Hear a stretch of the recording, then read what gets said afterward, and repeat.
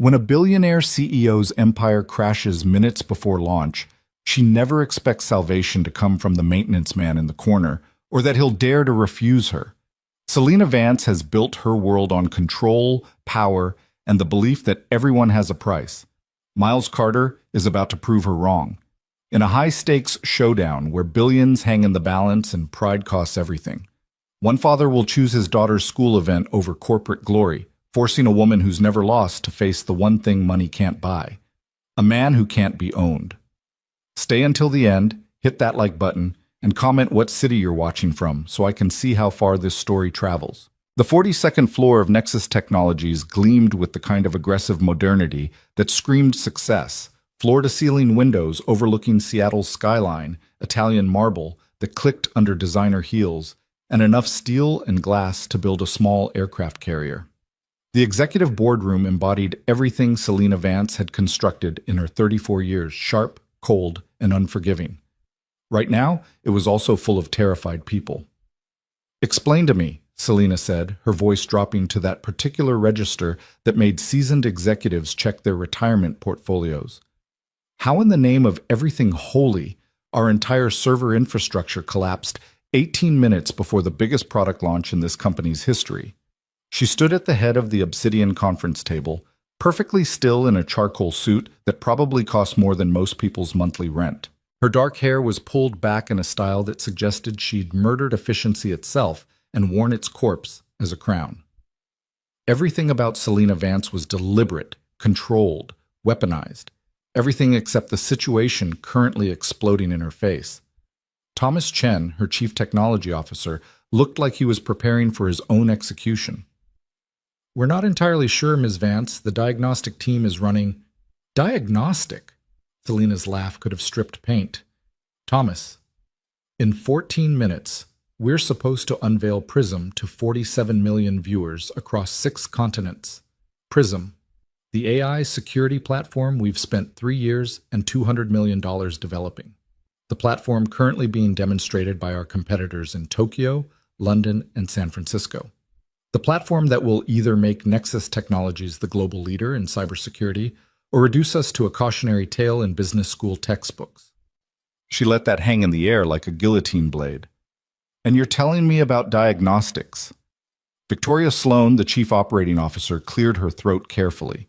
She'd worked with Selena long enough to know when the ice was about to crack. "We've contacted our backup vendors. They're saying 4 to 6 hours minimum before—" 4 to 6 hours? Selena's fingers drummed once against the table, the only outward sign of the rage building behind her composed exterior. "By which time, our pre-orders will have evaporated, our investors will have crucified us in the press, and Titan Security will have absorbed our market share like Sherman through Georgia." She turned to face the windows, looking out over the city that had watched her build an empire from nothing. Orphaned at 16, hustled through state care, scholarships earned through sheer vicious determination, and an MBA from Stanford that she'd paid for by working 3 jobs and sleeping 4 hours a night. Every inch of Nexus Technologies was built on her refusal to be defeated by anything or anyone. The universe was testing that theory today. "I want solutions," she said quietly, which was somehow worse than the yelling. "Not excuses, not explanations, not corporate sympathy. Solutions. You have 60 seconds before I start making personnel decisions that will leave this room considerably emptier." The panic was palpable. Junior executives tried to disappear into their chairs. Thomas was typing frantically on his tablet, probably drafting his resignation letter. Victoria had that look of someone calculating whether her non-compete clause would survive legal challenge. And then, from the corner of the room near the service entrance, a voice spoke up. "I can fix it." Every head turned. Selena's eyes narrowed. Standing by the door, tools still in hand from whatever minor repair had brought him to the executive floor, was a maintenance worker. He wore navy coveralls with M. Carter stitched over the pocket, work boots that had seen actual work, and an expression of complete calm that seemed wildly inappropriate for the crisis currently unfolding. For a moment, nobody spoke. It was like a janitor had walked into the Sistine Chapel and offered to touch up Michelangelo's work. Then Selena smiled. It wasn't a nice smile. I'm sorry, she said, her tone dripping with acidic politeness. I don't believe we've met. You are? Miles Carter, Facilities Maintenance. He said it simply, without embarrassment or apology. I've been working here for 3 years, and I can fix your server problem. The room rippled with uncomfortable laughter. Thomas actually put his face in his hands. Victoria looked away, already dissociating from the second-hand embarrassment. Selina walked toward Miles slowly, her heels marking time like a countdown. She stopped 3 feet away, studying him with the intensity of an entomologist examining a particularly odd specimen. He was probably around her age, maybe slightly older.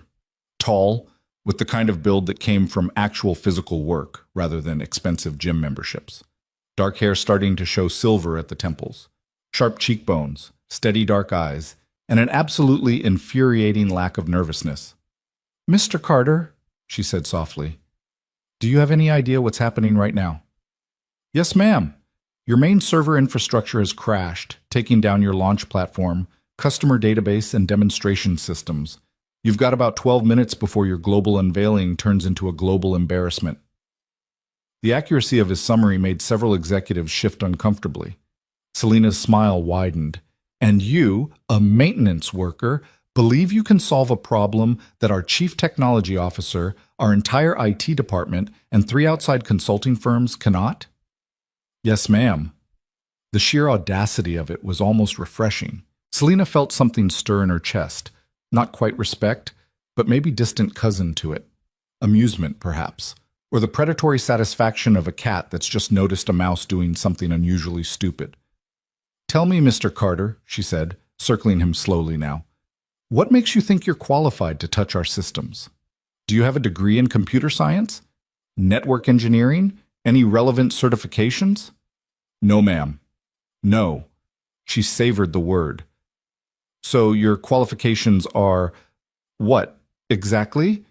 You're very good at changing light bulbs? Exceptional at unclogging toilets?" A few nervous laughs rippled through the executives. Selina was performing now, and everyone knew it. This was the part she excelled at, the public dismantling of presumption, the demonstration of exactly why hierarchy existed and why people stayed in their designated places. Miles looked at her evenly. "My qualifications are that I know what's wrong with your system, I know how to fix it, and I can do it in the time you have left. What you do with that information is up to you." The room went silent. Nobody talked to Selina Vance like that. Nobody. She leaned in closer, her voice dropping to an intimate whisper that somehow carried to every corner of the boardroom. "You know what I think, Mr. Carter? I think you're bored. I think you're tired of being invisible, of pushing mop buckets and replacing ceiling tiles while important people do important work. I think you saw an opportunity to play hero, to have your little moment in the spotlight." She paused, letting the cruelty of it settle. "So here's what we're going to do. I'm going to give you your moment. I'm going to let you try to fix our system. And when you fail, because you will fail, I'll have security escort you out, and you can go back to whatever it is maintenance workers do when they're not embarrassing themselves in executive boardrooms." Miles didn't flinch. "And if I succeed?" Selina's laugh was genuine now, delighted. "If you succeed? If you, Mr. Carter the maintenance man, somehow manage to save my company's $200 million launch in the next 11 minutes, I will personally write you a check for $1 million. The room gasped. Thomas looked like he'd been slapped. Victoria mouthed, "What are you doing?" But Selina ignored her. She was on a roll now, energized by her own performance. "But here's the thing, that's not enough, is it? Money's too easy, too boring. So let's make this interesting. If you save my launch, Mr. Carter, I'll give you $1 million and a kiss. Right here, in front of everyone. Because when you accomplish the impossible, you deserve something memorable, don't you think?" She said it loudly enough for the entire room to hear, deliberately crude, turning the moment into theater, turning Miles into a spectacle, a joke, a man who would soon be humiliated for daring to reach above his station. This was what Selina Vance did. This was how she maintained control, by making examples of presumption, by demonstrating that the hierarchy existed for a reason, by crushing any challenge before it could take root. Miles looked at her for a long moment. Something flickered across his face, not Anger, exactly. Something deeper, sadder. Like he'd seen this play before and knew all the lines. "No deal," he said quietly. Selina blinked. "Excuse me?" "No deal, Ms. Vance. I'll fix your systems. I'll save your launch. But I won't do it for your money or your kiss or your public spectacle." He checked his watch, a cheap digital thing that probably came from a pharmacy. "Because in 3 hours, my daughter has a coding showcase at her school. She's been working on her project for 2 months. She's 10 years old and it's the first time she's presenting in front of other kids without me standing right next to her. And I promised her that I would be sitting in the front row when she walks up to that microphone." He met Selina's eyes directly, and she felt something shift in the room. "So here's my counteroffer, Ms. Vance. I'll fix your systems. I'll save your company. And in return, you'll have me off this property and on the road to Jefferson Elementary School in 2 hours and 45 minutes. Because no deal, not your deal, not anyone's deal, matters more than being there for my daughter when she needs me." The silence that followed was absolute. Selina stared at him. In her entire professional life, no one had ever turned down her money. No one had ever refused her terms. No one had ever looked her in the eye and told her that something else mattered more. She felt something crack in her chest. Not quite respect, not quite rage. Something unfamiliar and deeply uncomfortable. "You're serious," she said flatly. "Yes, ma'am?" "You would walk away from $1 million to watch a child's school presentation." Without hesitation. Selina laughed, a short, sharp sound without humor. "You're either the most principled man I've ever met or the most idiotic. I honestly can't decide which." Miles smiled for the first time, a small, tired smile that suggested he'd heard both assessments before. "They're not mutually exclusive, Ms. Vance." She studied him for another moment, this strange man in maintenance coveralls who somehow managed to make her feel like she was the one being evaluated. Then she made a decision. "Fine, your terms. Fix my systems, save my launch, and you can run off to your daughter's school event." She stepped closer, her voice hardening. "But understand this, Mr. Carter. If you fail, if this is some elaborate waste of my time, I will personally ensure that you never work in this city again. I will burn your professional reputation so thoroughly that you'll be unemployable from here to the Canadian border. Are we clear?" "Crystal." "Good." She turned to Thomas. "Give him whatever access he needs. If he wants root access to the mainframe, give it to him. If he wants to rebuild the entire infrastructure from scratch, let him. Mr. Carter has 10 minutes to either save this company or destroy his future. Let's find out which." Thomas looked like he wanted to protest, but one glance at Selina's face killed that impulse. "Yes, Ms. Vance. Right away." Miles nodded to Selina, then followed Thomas toward the door. As they left, Victoria leaned in close to Selina's ear. "Do you have any idea what you just did?" Selina watched Miles disappear down the hallway, that strange crack in her chest widening just slightly. "Not even a little bit," she admitted. The server room was a cathedral of technology, row after row of humming machines, blinking lights cascading like digital waterfalls, and enough processing power to run a small country.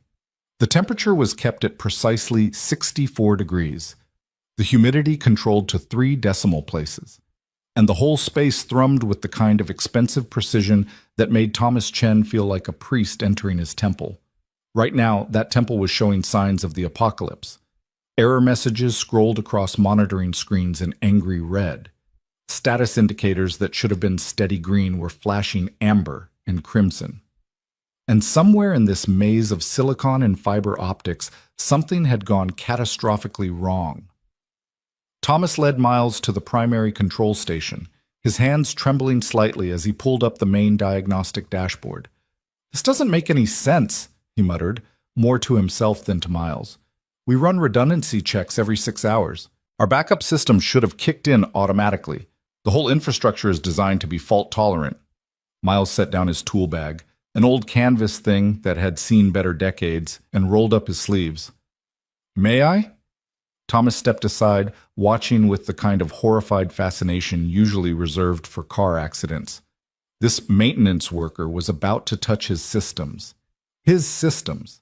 The crown jewels of Nexus Technologies, built over years of careful architecture and millions of dollars in development. Miles's fingers moved across the keyboard with unexpected fluidity. He pulled up system logs, network topologies, process monitors, diving through layers of information with the kind of practiced efficiency that made Thomas's professional anxiety spike even higher. Your diagnostic team was looking at packet loss on the external firewall, Miles said, his eyes scanning lines of code that scrolled past at inhuman speed. They thought it was a DDoS attack. Yes, that's our current theory.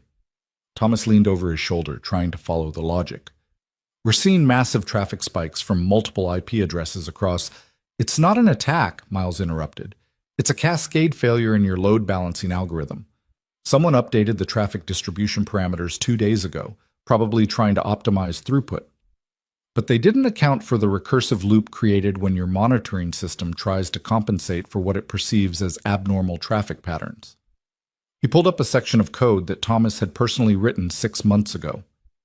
Your monitors see unusual distribution, try to rebalance, which creates more unusual patterns, which triggers more rebalancing, which creates more patterns. It's a feedback loop. The system is basically eating itself.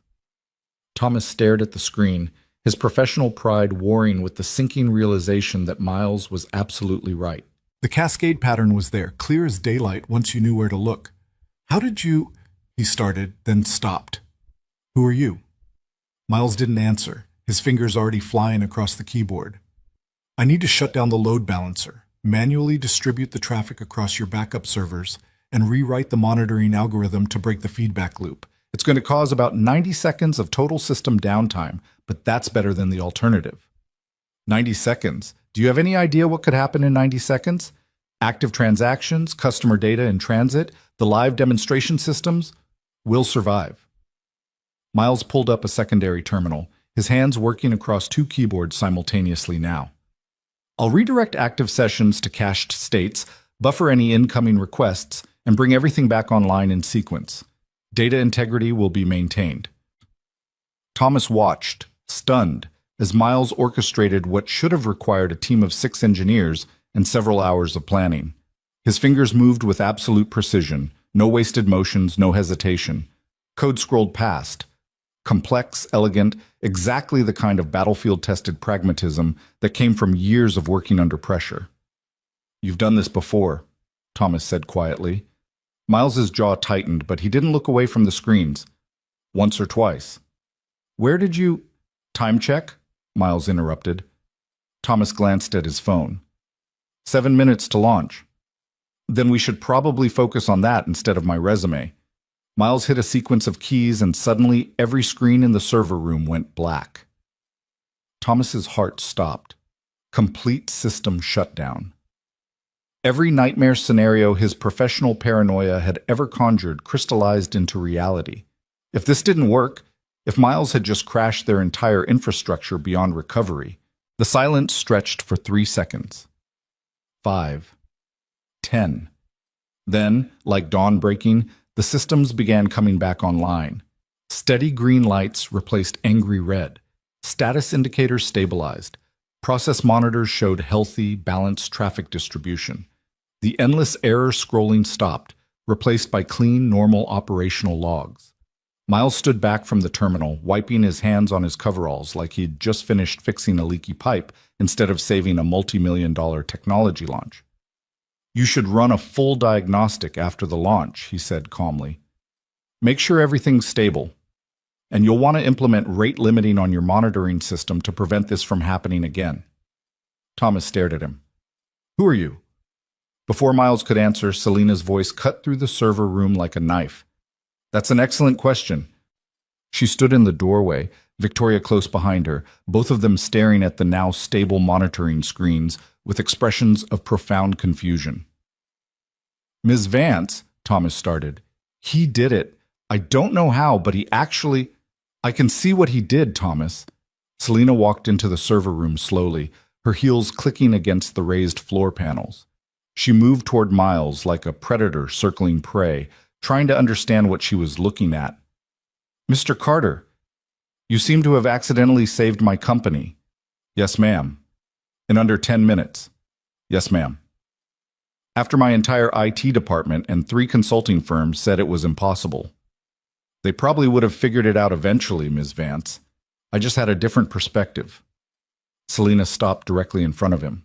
Up close, without the performance of the boardroom, she could see details she'd missed before, the way his eyes carried weight, like someone who'd seen things he couldn't unsee. The precise, economical way he moved, nothing wasted. The calluses on his hands that spoke of years of physical work. But also, she noticed now, the subtle scarring across his knuckles that suggested something else entirely. Different perspective, she repeated softly. Is that what we're calling it? Miles checked his watch again. Ms. Vance, I kept my end of the agreement. Your systems are stable, your launch will proceed on schedule, and my work here is done. I need to leave now if I'm going to make it to my daughter's school on time. Something about the way he said it, so matter-of-fact, so absolutely unmoved by what he'd just accomplished, made Selina's chest tighten with that unfamiliar feeling again. Not quite yet, Mr. Carter. She moved closer into what most people would consider personal space. We had a deal, remember? I promised you $1 million and a kiss if you succeeded. Miles met her eyes steadily. I told you, I don't want your deal. But I'm a woman of my word. She reached up, her fingers hovering near his collar, close enough to feel the heat of him, but not quite touching. And I'm curious now. What kind of man turns down $1 million to watch a child present a school project? The kind who keeps his promises to his daughter. Even when those promises cost him a fortune? Especially then. Selina felt something dangerous stir in her, not quite attraction, not quite respect, but something in the uncertain space between them. This man was an anomaly. Everyone had a price. Everyone wanted something. Everyone could be bought or manipulated or controlled. That was the foundation of her entire worldview, the bedrock principle that had built her empire. And Miles Carter was standing there, calmly dismantling it. She leaned in closer, her lips nearly brushing his ear. You know what I think, Mr. Carter? I think this is all performance. I think you're playing some kind of game, holding out for a better offer. Men always do. Then you've been meeting the wrong men, Ms. Vance. The simplicity of it, the absolute unshakable certainty, made her want to hurt him somehow, to crack that calm, to make him react, to prove that underneath he was just like everyone else. She pressed closer, one hand against his chest now. Prove it, she whispered. Walk away. Right now. Leave the money on the table, leave the recognition, leave everything, and go watch your daughter's school project. Prove you're not just another man pretending to be better than he is. Miles looked at her for a long moment. Then he gently, carefully, removed her hand from his chest. I don't need to prove anything to you, Ms. Vance. I know what I am. The question is, do you know what you are? He stepped back, picked up his tool bag, and nodded to Thomas. The system should be stable now. Good luck with your launch. Then he walked toward the door, leaving Selina standing in the middle of the server room with her hand still raised, feeling like she'd just lost a confrontation she hadn't known she was fighting. Mr. Carter, she called out. He paused, looking back. What are you? The question came out rawer than she'd intended, stripped of pretense or performance. Miles smiled, that same small, tired smile from the boardroom. I'm a father who made a promise, Ms. Vance. That's all you need to know. And then he was gone, leaving Selina Vance, CEO, billionaire, woman who controlled empires, feeling profoundly off balance for the first time in years. Victoria cleared her throat carefully. Selina, the launch starts in 4 minutes. We should... Who is he? Selina interrupted, still staring at the empty doorway. What? Miles Carter. Who is he? Where did he come from? How does a maintenance worker have that level of technical expertise? She turned to Thomas. Pull his employment file. Full background check. I want to know everything. Previous employers, education, military service, if any. Everything. Thomas nodded, already typing on his phone. I'll have it to you by end of day. No, Selina said sharply. Have it to me in an hour, before he leaves the building. Victoria and Thomas exchanged glances. They both knew that tone. Selina Vance had just made something personal. Ms. Vance, Victoria said carefully, the launch will be fine. You heard him. The systems are stable. Selina straightened her suit jacket, reassembling her armor piece by piece. Come on, let's go show 47 million people why Nexus Technologies is about to change the cybersecurity landscape. She walked toward the elevators, Victoria hurrying to keep up. But as they stepped into the executive lift, Selena found herself looking back at the server room one more time. Miles Carter, maintenance worker, father, anomaly. She would figure him out. She always did. Everyone had vulnerabilities. Everyone had weaknesses. Everyone could be understood and ultimately controlled.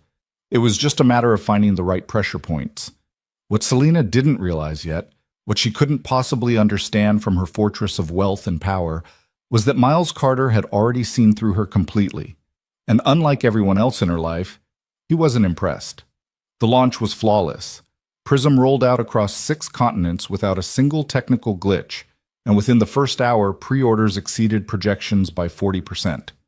The tech press called it revolutionary. Industry analysts predicted Nexus Technologies would gain 15% market share within the year. Stock prices jumped 23 points. Selena stood in the executive observation room, watching the numbers roll in, and felt absolutely nothing. Thus, Miles Carter drove an 11-year-old Honda Civic that had seen better decades. The air conditioning worked sporadically. The radio was stuck on 2 stations, and there was a permanent coffee stain on the passenger seat from a morning 3 years ago when Ava had been running late for school.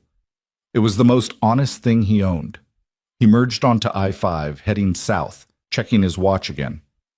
2 hours and 17 minutes until Ava's presentation. Plenty of time if traffic cooperated.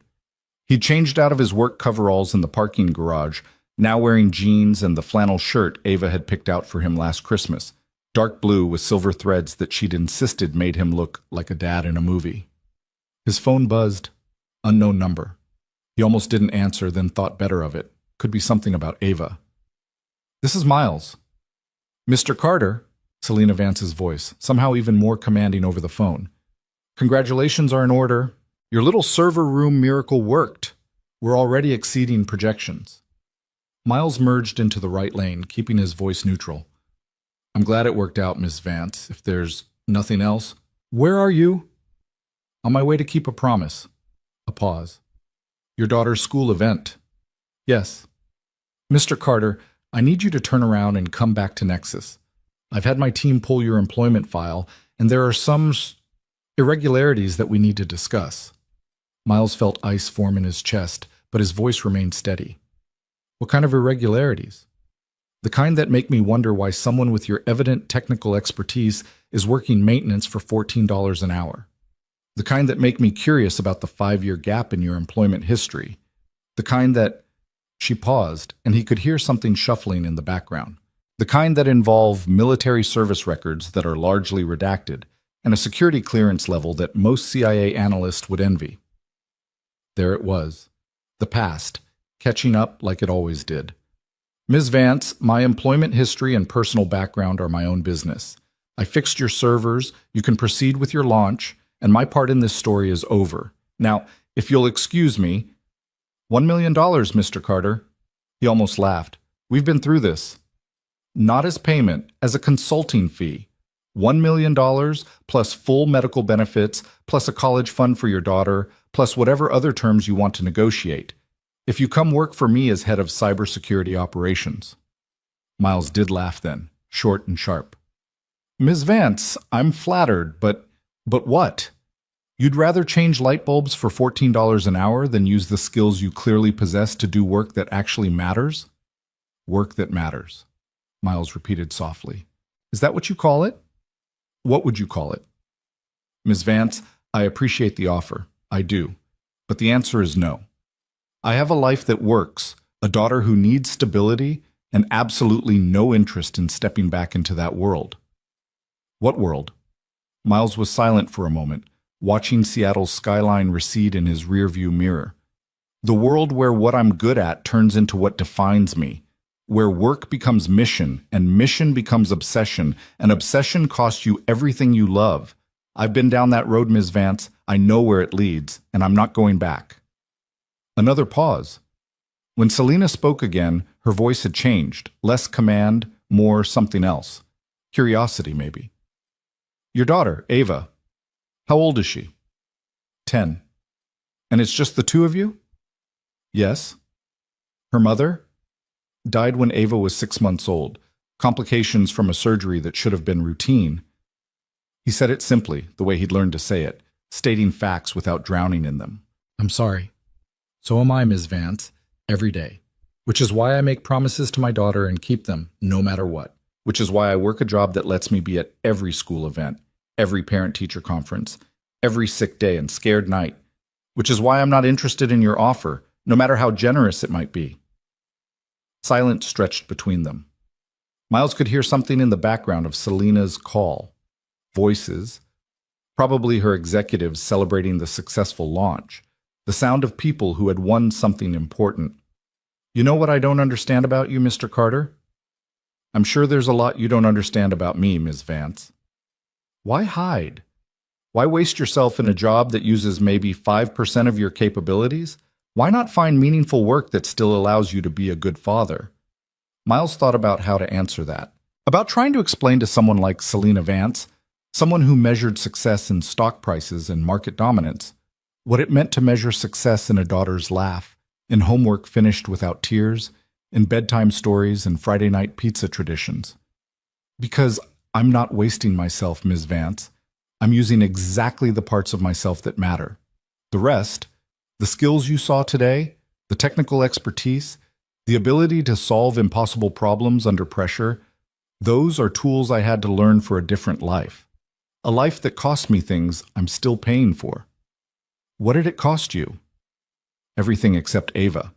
And I'll never risk losing her, not for any amount of money or professional satisfaction or corporate glory. She's all I have left of her mother. She's all I have left of the man I used to be before the work changed me, and I will burn down heaven and hell both before I let that world touch her. The conviction in his voice apparently caught Selena off guard, because the silence that followed lasted almost a full minute. You really mean that, she finally said. Every word. Another pause. Your daughter is lucky to have you. Miles felt something tighten in his throat. No, Ms. Vance, I'm lucky to have her. She's the only thing I've ever done right. That's not true. You saved my company today. Coincidence and timing. I was in the right place with the right skills. That's not virtue, that's circumstance. I disagree. You're entitled to. A longer silence. Miles could practically hear Selena thinking, could sense her trying to find the right angle, the right leverage, the right way to get what she wanted. It was what she did, what made her successful. Everyone had a price. Everyone wanted something. Mr. Carter, I'm going to make you one more offer. Ms. Vance, just listen. Come back, right now. Come back to Nexus, accept my job offer, and I will personally ensure that your daughter gets the best educational opportunities money can buy. Private school, Ivy League scholarships, internships at any tech company in the world. I will open every door that exists for her. Miles felt something cold settle in his stomach. Are you trying to bribe me through my daughter? I'm trying to show you that accepting help doesn't make you weak, that providing opportunities for your child doesn't compromise your integrity. By dangling her future in front of me like bait, by offering resources that could change her life. Her life is fine, Ms. Vance. She doesn't need your money or your connections or your version of success. She needs a father who shows up when he promises to, who's there when she's scared, who proves every single day that she matters more than anything else in the world. You can do both. No, Miles said quietly. I can't. I've tried. It doesn't work. The job always wins. The mission always comes first, and the people you love always pay the price. I won't do that to Ava. Not for $1 million, not for 10 million, not for anything. He could hear Selena breathing on the other end of the line, could sense her frustration building. You're afraid, she said finally. Of course I'm afraid. I'm terrified every single day that I'm not enough, that I'm failing her, that she'll grow up and realize I gave her less than she deserved. But I'm more afraid of becoming the kind of father who sacrifices presence for provision, who gives his daughter everything except himself. That's not what I'm asking you to do. Yes, Ms. Vance, it is. You just don't realize it yet because you've never had to choose. You've built your empire, you've achieved your success, and you've never had to sacrifice the things that make you human along the way. You don't know anything about what I've sacrificed. Then I apologize for the assumption, But the answer is still no. Miles heard something in the background of Selena's call. Someone calling her name. Probably Victoria. The launch celebration continuing, the victory being toasted, the corporate machinery grinding forward. "I have to go," Selena said, her voice tight. "But this conversation isn't over, Mr. Carter." "Yes, Ms. Vance, it is. Thank you for the opportunity. I hope your launch exceeds every expectation. But I'm going to go be exactly who I promised to be. A father in the front row, watching his daughter be brave." He disconnected before she could respond. For several miles, Miles drove in silence, his hands steady on the wheel, his heart rate elevated but controlled. He'd learned a long time ago how to compartmentalize, how to set aside stress and focus on the next objective. Right now, that objective was Ava. His phone buzzed again. A text this time. From Ava. "Dad, are you coming? Maya's mom says traffic is bad and you might be late." Miles smiled despite everything and thumbed a quick response. "Already on my way, kiddo. Front row, center seat, just like I promised. You're going to be amazing." 3 dots appeared immediately. Then, "I'm so nervous, Dad. What if I mess up?" Miles pulled into a rest stop, needing to give this his full attention. He called her instead of texting back. "Hey, Princess." "Dad!" Ava's voice was high and tight with anxiety. "What if I forget what to say? What if my code doesn't work? What if everyone laughs?" "Take a breath for me," Miles said gently. "Big breath in. That's it. Now let it out slow." He heard her breathing over the phone, could picture her in his mind. 10 years old, dark hair and the braids she'd learned to do herself last month, wearing the purple shirt she'd picked out special for today because purple was her favorite color and also the color of her program's interface. "Better?" he asked. "A little." "Okay. Now listen to me. You've been working on this project for 2 months. You've tested it 47 times. Yes, I've been counting. You know that code better than you know the lyrics to that song you've played 8,000 times in the car." Ava giggled despite her nerves. "It's a good song, Dad." "It's a terrible song, and you have terrible taste. But that's not the point. The point is, you are prepared. You are capable. And even if something goes wrong, even if the code crashes or you forget a line or something unexpected happens, you know how to handle it. Because I taught you the most important thing about being a real programmer." "What's that?" "Real programmers don't write perfect code. Real programmers write code that breaks in interesting ways, and then they fix it. It's not about being perfect, Ava. It's about being brave enough to try, smart enough to adapt, and resilient enough to keep going when things don't work exactly how you planned." Was silence for a moment, then, "Dad?" "Yeah, Princess?" "How do you always know what to say?" Miles felt his chest tighten with the familiar cocktail of love and terror that came with being solely responsible for another human's emotional development. "I don't, kiddo. I'm making it up as I go, just like everyone else. But I love you enough to try, and that counts for something." "I love you too, Dad. Are you really going to be there?" "Front row, center seat, I promise." "Okay." A deep breath. "I can do this."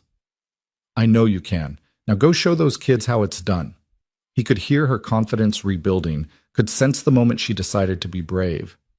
"See you in a little bit, Dad." "See you soon, Princess." He sat in the rest stop parking lot for a moment after disconnecting, letting himself feel the weight of what he'd just walked away from. $1 million. Job security. Opportunities for Ava that stretched beyond anything he could provide on $14 an hour.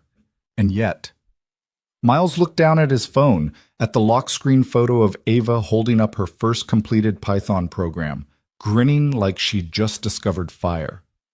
Taken 6 months ago, right before bedtime, both of them sitting on the worn couch in their small apartment while Ava explained, in exhaustive detail, exactly how her code worked. That moment, that perfectly ordinary, absolutely extraordinary moment of being present with his daughter while she discovered her own capability, that was worth more than any amount of money Selena Vance could offer. Miles pulled back onto the highway, leaving Seattle and Nexus Technologies and Selena Vance's world behind. He had 37 miles to cover and 93 minutes to do it in. He would make it. He always did. Because some promises were worth keeping, no matter what they cost. Back at Nexus Technologies, Selena stood in her office, staring at the employment file on her desk. Thomas had delivered it 17 minutes after her phone call with Miles ended, and she'd been reading it ever since. Miles Andrew Carter, age 36. Previous employment, United States Army, Cyber Operations Division, rank classified. Received multiple commendations, details redacted. Honorable discharge 5 years ago, circumstances classified. Current employment, Nexus Technologies Facilities Maintenance, hired 3 years ago after standard background check that somehow missed everything interesting. Between military discharge and Nexus employment, a 2-year gap where he'd apparently worked private security, details sparse. Then sudden relocation to Seattle, sudden shift to maintenance work, sudden embrace of a life that used maybe 5% of his evident capabilities. The file didn't say why, but Selena could read between the lines. Something had broken him. Something in that classified military work, those redacted commendations, that honorable discharge that came without explanation.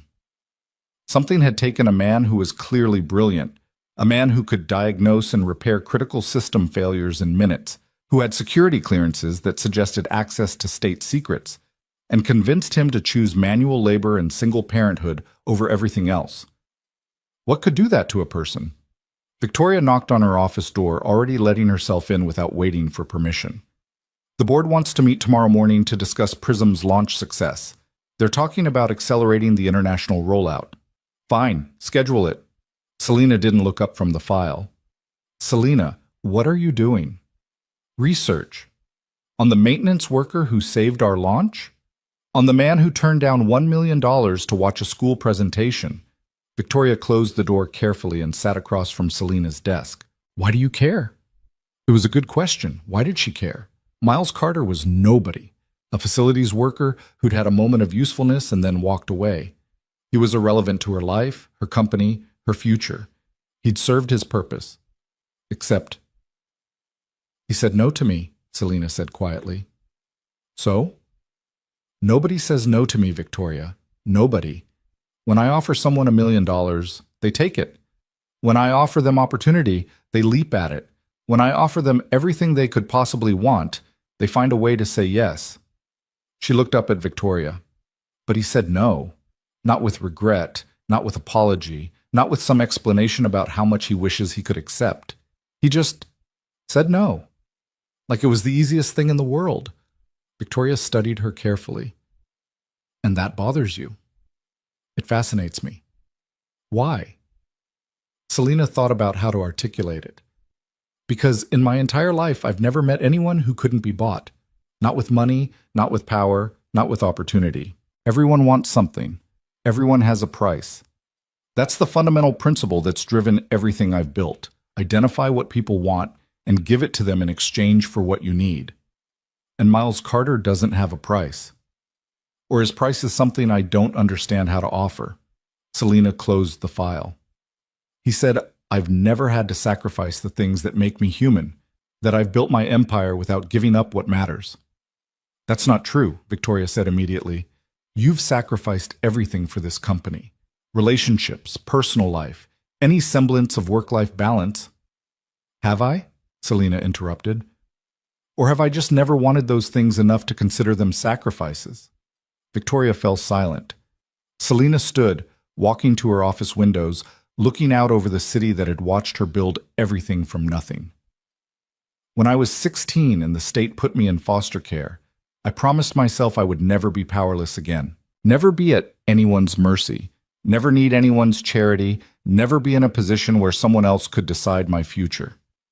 And you've kept that promise. Look at what you've built. Yes, look at what I've built. Selena touched the glass, feeling its cold permanence. An empire based on the principle that everyone can be bought. Everyone has a price. Everyone wants something. And now you've met someone who doesn't. Or who wants something I don't know how to give. Selena turned back to Victoria. Cancel my meetings tomorrow afternoon. Selena, cancel them. I need to understand something. Understand what? What it takes to be the kind of person who walks away from everything I'm offering. Selena picked up the file again, looking at Miles Carter's last known address. What it takes to be the kind of person who keeps promises to his daughter at the cost of his own advancement. Victoria stood slowly. This is a bad idea. Probably. You're doing it anyway. Yes. Why? Selena looked at her oldest friend, her most trusted advisor, and told the truth. Because for the first time in 18 years, someone has made me feel like maybe I don't understand how the world works as well as I thought I did. And that terrifies me. So you're going to, what? Show up at his apartment? Stalk him? I'm going to figure out what I'm missing, what he sees that I don't, what kind of life he's built that's worth more than everything I'm offering. And then what? I don't know yet, Selena admitted, but I need to understand. Because if Miles Carter is right, if there's something more valuable than money and power and success, then I've been building my entire empire on the wrong foundation. Victoria looked at her for a long moment. Or, she said carefully, Miles Carter is just a man who's terrified of his own potential and has convinced himself that poverty and limitation are somehow noble. Maybe. That's what I'm going to find out. Selena gathered her things, phone, car keys, the file on Miles Carter, and headed for the door. Selena, Victoria called after her. She paused. Be careful. People like Miles Carter, people who can't be bought, they're the most dangerous kind, because you can't control them, and you can't predict them. And when you can't do either of those things, what? They can hurt you in ways you didn't know were possible. Selena smiled, a real smile, without performance or pretense. Good. Maybe it's time someone did. She left her office, her empire, her victory celebration behind, and went hunting for answers in a direction she'd never looked before, toward the kind of life that valued presence over profit, promises over power, and a daughter's school presentation over $1 billion launch. What Selena didn't realize yet was that she wasn't hunting for answers about Miles Carter.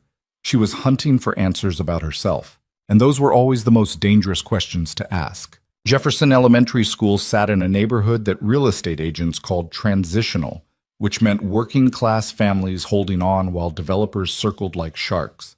The building itself was vintage 1970s educational architecture, brown brick, narrow windows, and a playground that had seen better decades. But inside room 204, something extraordinary was happening. Ava Carter stood at the front of the classroom, her purple shirt bright against the beige walls, her hands trembling slightly as she held the microphone. 30 kids sat in folding chairs, parents lined the back wall, and a projector displayed her program's interface on a pull-down screen that kept trying to roll itself back up. And in the front row, center seat, exactly where he'd promised to be, Miles Carter watched his daughter prepare to be brave. My project is called Safe Space, Ava began, her voice small but steady. It's a program that helps kids report bullying without anyone knowing who reported it. Because sometimes kids see bad things happening, but they're too scared to tell because they think everyone will know it was them. She clicked to the next slide, a flowchart she'd drawn herself, mapping out the anonymous reporting system. Miles felt his chest swell with pride so fierce it almost hurt. The program uses encryption, Ava continued, gaining confidence now. That means it scrambles the information so nobody can tell who sent it. And it sends the report to 3 different adults, a teacher, a counselor, and the principal. So if one person doesn't do anything, the other ones will know too. A hand went up. What if someone lies? What if they report something fake just to get someone in trouble? Ava had prepared for this question. Miles had helped her think through all the possible challenges. That's a good question. The program keeps a record of all reports, even the scrambled ones. So if someone keeps making fake reports, the pattern will show up. And if something turns out to be fake, the adults can work together to figure it out. But the point is that real reports don't get ignored just because kids are scared. Miles watched his daughter field questions, watched her explain her code's logic, watched her demonstrate the interface she'd built through 60 hours of trial and error. She stumbled once, a nervous giggle when the demo froze, but recovered quickly, exactly like he'd taught her. Real programmers adapt. When she finished, the applause was genuine and sustained. Ava's teacher, Mrs. Chen, pulled her aside afterward, talking animatedly about submitting the project to a regional youth technology competition. Maya's mom, the one who'd texted about traffic, caught Miles's eye and gave him a thumbs up. Miles felt something settle in his chest. That particular satisfaction that came from keeping promises that mattered. This moment, watching Ava glow with the pride of accomplishment, seeing her realize that her work had value, this was worth more than anything Selena Vance could have offered.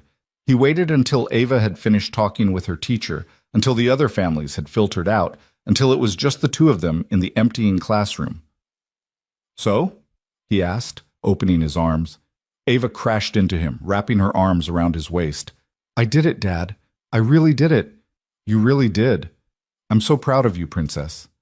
She pulled back, looking up at him with eyes that were so much like her mother's it sometimes stole his breath. "Were you nervous for me?" "Terrified.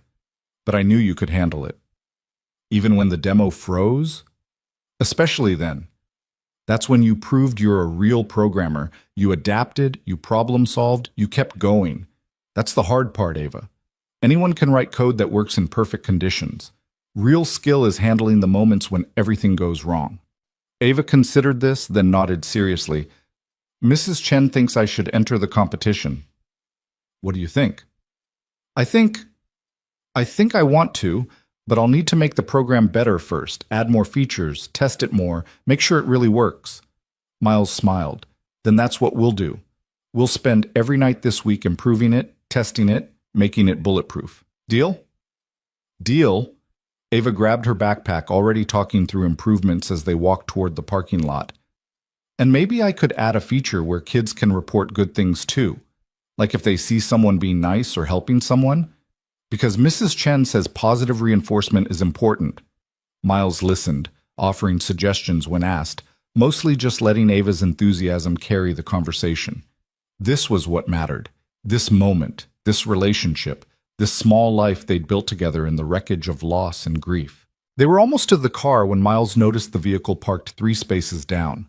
A silver Aston Martin that cost more than he'd earned in the past 3 years combined. Selena Vance sat in the driver's seat, watching them through the windshield with an expression Miles couldn't quite read. His first instinct was anger. She'd followed him, invaded the one space he'd kept separate from that world. But Ava noticed his tension immediately. "Dad, what's wrong?" "Nothing, Princess. Just someone from work." He kept his voice steady, casual. "Go ahead and get in the car. I need to talk to them for a minute." Ava followed his gaze to the Aston Martin, her eyes widening. "Whoa, that's a really nice car." "Yeah, really expensive too. Now get in, buckle up, and start thinking about what you want for dinner." "Pizza? We had pizza last Friday." "Pizza is good every Friday." Miles laughed despite the situation. "We'll discuss it. Now go on." He waited until Ava was safely in the Honda, then walked over to the Aston Martin. Selena rolled down the window, and Miles leaned against the doorframe, keeping his voice low and controlled. "Miss Vance, what are you doing here?" "Watching you keep a promise." She gestured toward the school building. "That's your daughter, Ava?" "Yes. And you need to leave. Now." "I'm parked on a public street, Mr. Carter. You followed me to my daughter's school. That's not research. That's stalking." Selena had the grace to look slightly uncomfortable. "I wanted to understand." "Understand what?" "What kind of man turns down everything I offered? What kind of life you've built that's worth more than $1 million? She paused. "What makes a daughter's school presentation matter more than saving a company?" Miles looked at her, really looked at her, and saw something he hadn't noticed before. Beneath the designer clothes and perfect makeup and carefully constructed armor, Selena Vance looked lost. "You want to understand?" he asked quietly. "Yes." "Then answer a question for me. When was the last time someone needed you to show up for them? Not for business, not for networking, not because you could do something for them. Just needed you to be there?" Selena was silent for a long moment.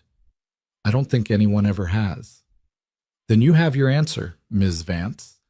That's the difference between your world and mine. In my world, promises matter more than profit. Presence matters more than power. And being there for one person who loves you matters more than being successful for millions who don't." He straightened up, preparing to leave, but Selena spoke again. "Teach me." Miles stopped. "What?" "Teach me. Show me how it works. Your world, your priorities, your life. She fumbled for words, which seemed deeply unfamiliar for her. I've spent 18 years building an empire based on certain principles. And then you walked into my boardroom and demonstrated that maybe those principles are incomplete. So teach me what I'm missing. Ms. Vance, Selina, please. The vulnerability in her voice was startling. I'm not here to offer you money or opportunities or anything you don't want. I'm here because you made me question everything I thought I understood about success. And I need to know if you're right. If there's something I've been sacrificing without realizing it. Miles glanced back at his car, where Ava was waiting. He should say no, should send Selina back to her world and keep his life separate, safe, uncomplicated. But there was something in her eyes, a genuine hunger for understanding, that reminded him of Ava asking questions about the world, trying to figure out how things fit together. And Miles had never been good at turning away people who genuinely wanted to learn. One dinner, he said finally. You, me, and Ava. Tomorrow night. We order pizza, we sit at a table that costs $20 at a garage sale, and you see what normal looks like. Then you go back to your empire and you never follow me to my daughter's school again. Deal? Selina smiled, a real smile, without calculation or performance. Deal. And Ms. Vance, if you hurt my daughter, if you treat her like a curiosity or a poverty case or anything other than a person worthy of respect, I will make it my life's mission to ensure you regret it. Are we clear? Crystal. Miles nodded and walked back to his car, feeling like he'd just made either the best decision or the worst mistake of his life. Time would tell which. Ava looked up from her phone as he got in. Who is that? Someone from work who wants to understand something. What does she want to understand? Miles started the engine, pulling out of the parking lot. What makes pizza on Friday nights more valuable than a billion-dollar company? Ava considered this. That's easy. Pizza is delicious, and Friday nights are for family. Exactly right, Princess. Exactly right. The next evening, Selina stood outside Miles's apartment building, experiencing something deeply unfamiliar, uncertainty about what to wear. She'd changed clothes 3 times, rejecting the designer suit as too formal, the casual dress as trying too hard, the jeans and sweater as too calculated in their casualness. She'd finally settled on simple black pants and a gray blouse, minimal jewelry, and shoes she could actually walk in. The building was in a neighborhood that probably looked better in daylight. 4 stories, exterior stairs, the kind of place where people hung laundry on balconies and kids rode bikes in the parking lot. Selina checked the address Miles had texted, apartment 3B, and climbed the stairs, carrying a bottle of wine that suddenly seemed absurdly inappropriate. She knocked before she could overthink it further. Miles opened the door barefoot, wearing jeans and a t-shirt that said, "World's Okayest Dad," in faded letters. Behind him, Selina could see a small living room, worn couch, secondhand coffee table, walls decorated with Ava's artwork and photographs. It looked like a home. Ms. Vance, right on time. Selina, please. She held up the wine awkwardly. I brought this, but I realize now that it's probably expensive and unnecessary. Miles smiled, taking the bottle. Yeah, probably, but thanks anyway. Come in. Selina stepped into a space that was probably a quarter the size of her home office. The kitchen was visible from the living room, separated by a counter with 3 mismatched stools. Ava sat at a small dining table, working on something on a laptop that had definitely seen better years. Ava, this is Selina Vance. She's the CEO of the company where I work. Selina, this is my daughter Ava. Ava looked up, studying Selina with the kind of direct, unfiltered assessment that only children could pull off. You're the one with the fancy car. Selina felt herself being evaluated and found the experience surprisingly uncomfortable. Yes, that's me. Dad says you want to understand why pizza nights matter. I do. Ava considered this, then shrugged. Okay, but you have to help with toppings. We have rules. Rules? Miles brought over plates from the kitchen, mismatched, chipped in places, but clean. Rule 1. Everyone gets to choose 1 topping for their section. Rule 2. No complaining about anyone else's choices, even if they're objectively terrible. My choices aren't terrible, Ava protested. Pineapple is a legitimate pizza topping. Pineapple is a crime against Italian cuisine, Miles shot back, but he was grinning. What do you like on your pizza, Selina? Ava asked. Selena realized she hadn't actually ordered her own pizza in years. Her assistant handled food, corporate catering provided meals during long workdays, and business dinners happened at restaurants where she barely touched the food. I don't really know. What do you recommend? Ava's eyes lit up. Well, I like pineapple and ham.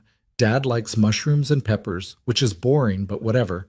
And we always get half plain cheese for guests because Mom used to say that's polite. The casual reference to Ava's mother, spoken without sadness or weight, just as a fact about how things were, made something in Selena's chest tighten. Plain cheese sounds perfect, she said. They ordered from a place called Mario's that apparently knew their order by heart. Miles just said the usual plus a third cheese section, and the person on the other end confirmed the address without asking. While they waited, Ava showed Selena her safe space program, explaining the code's logic with the kind of patient enthusiasm usually reserved for favorite topics. See, this part here handles the encryption, Ava said, pointing to a block of code. Dad helped me understand how to implement it. The hard part was making sure the message could be read by the adults but not traced back to the sender. Selena leaned closer, genuinely interested. That's sophisticated work for a 10-year-old. Ava's been coding since she was 7, Miles said from the kitchen, where he was setting out napkins and drinks. Started with Python basics, worked her way up. She's better than most professionals I've worked with. Dad's exaggerating, but I am pretty good. Ava said it matter-of-factly, without false modesty or arrogance. What made you want to build this particular program? Selena asked. Ava's expression became more serious. Because my friend Maya got bullied last year. Really bad. And she was scared to tell anyone because the bullies said they'd make it worse if she told. By the time a teacher noticed, Maya was crying every day before school. That must have been difficult to watch. It was the worst, and I kept thinking there should be a way to help that doesn't put kids in danger, so I built one. She clicked to another screen. I'm working on improvements now.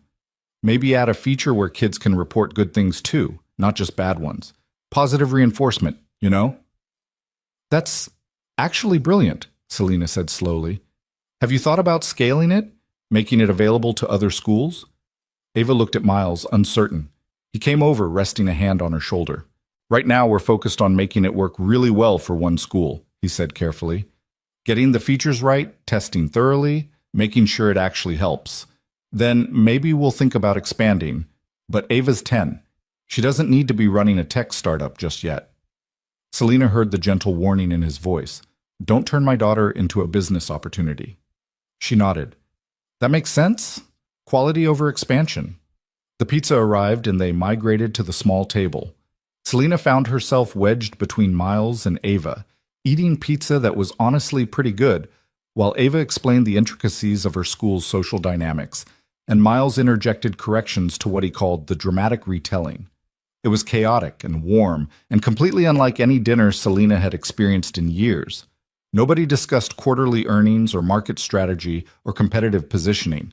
Nobody checked their phones every 30 seconds or cut the meal short for more important meetings.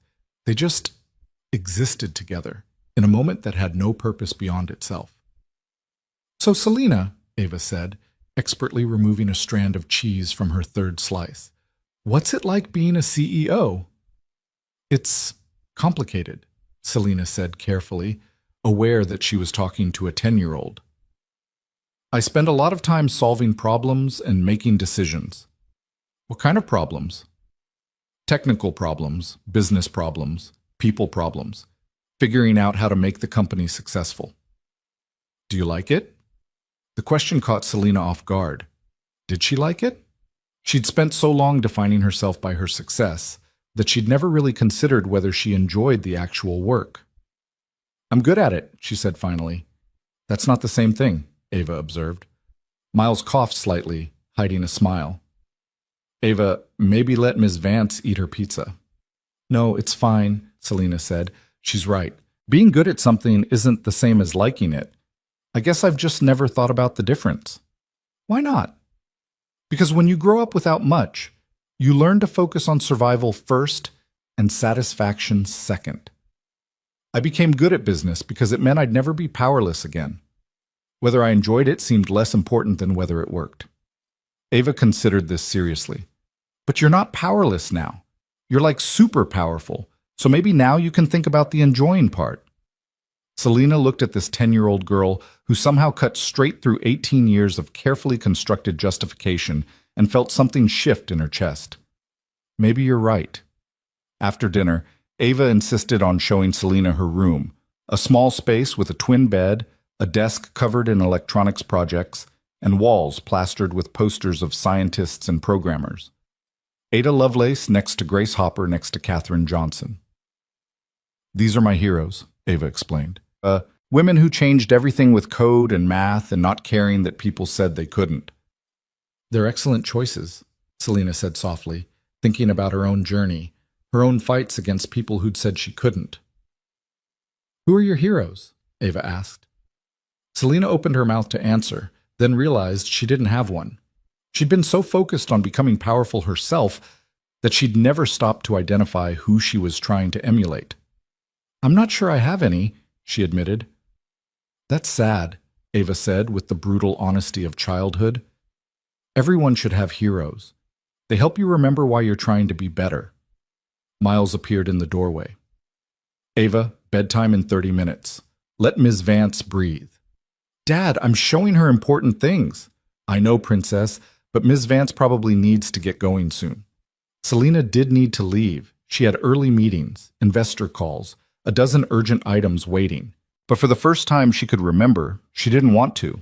The small apartment with its secondhand furniture and handmade decorations felt more real than her entire glass and steel empire. Actually, she said impulsively, could I stay for bedtime? I promise not to intrude. I'd like to see the whole routine, if that's okay. Miles looked surprised, but nodded.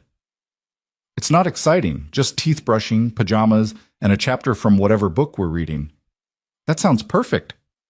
20 minutes later, Selina found herself sitting on Ava's bed while Miles read from a book about a girl who discovered she could talk to computers. Ava was in astronaut pajamas, her head resting against Miles's shoulder, her eyes starting to droop despite her obvious effort to stay awake. Miles read in different voices for different characters, made Ava laugh with deliberate dramatic interpretations, and somehow made the simple act of reading a bedtime story feel like the most important job in the world. When Ava's eyes finally closed, Miles carefully extracted himself and pulled the blanket up to her chin. He kissed her forehead gently. Love you, Princess, he whispered. Love you too, Dad, Ava mumbled, already half asleep. Selina followed Miles back to the living room, feeling like she'd just witnessed something sacred. Coffee? Miles offered, moving to the kitchen. Please. They sat on the worn couch, drinking coffee from mismatched mugs, and Selina felt the full weight of what she'd just experienced settling over her. You do that every night? She asked quietly. Every single night. Sometimes we're both exhausted, sometimes I'm half asleep myself, sometimes Ava fights bedtime like it's a personal offense. But yeah, every night, reading, talking, being present. It's the promise I made when her mother died, that I would show up for every moment, no matter what. That's why you turned down my offer. That's part of it. But it's bigger than just bedtime routines or school presentations. It's about choosing a life where my daughter knows, truly knows, that she matters more than anything else. More than money, more than career, more than any external definition of success. Selina set down her coffee, her hands trembling slightly. I don't think anyone has ever chosen me like that. Ever. Miles looked at her carefully. What happened to you, Selina? And somehow, in this small apartment with this man who barely knew her, Selina felt safe enough to tell the truth. My parents died when I was 16. House fire. I was at a friend's house. They were sleeping. By the time the fire department arrived, she paused, swallowing hard. Afterward, I went into state care, got bounced between foster homes, some okay, some terrible, learned pretty quickly that the only person I could count on was myself. I'm sorry. Everyone's sorry. Sorry doesn't change anything. The bitterness in her voice surprised even her. What changed things was deciding I would never be powerless again, never be dependent on anyone's charity or kindness or mercy. I would build something so strong, so successful, that no one could ever hurt me again. And did it work? Selena laughed, sharp and humorless. I built $1 billion company. I have more money than I can spend in 3 lifetimes. I have power, influence, respect. So yes, it worked. But I sat at dinner tonight with you and your daughter, and I realized I don't have anything real. I have employees who fear me, executives who pretend to like me, and business associates who smile while calculating how to use me. I don't have anyone who needs me just to show up and be present. I don't have anyone who loves me without agenda. Miles was quiet for a moment. You could, though. Could what? Have that. Build that. It's not too late. Isn't it? Selena looked at him, feeling more vulnerable than she had in years. I'm 34 years old, Miles. I've spent 18 years becoming someone who measures success in quarterly earnings and market domination. I don't know how to be any other way. So learn. You're clearly capable of learning. You built an empire from nothing. Apply that same drive to building a life instead of just a career. I wouldn't even know where to start. Miles smiled. Start small. Start with one person, one moment, one promise kept. You can't change everything overnight, but you can change something. And something is better than nothing. They sat in comfortable silence for a while, drinking coffee, existing in a moment without purpose or agenda. Selena found herself noticing details. The way Miles's apartment smelled like old books and fresh laundry, the soft sound of Ava's breathing from her bedroom, the complete absence of the ambient anxiety that usually filled her life. Thank you, she said finally, for letting me see this, for teaching me what I was missing.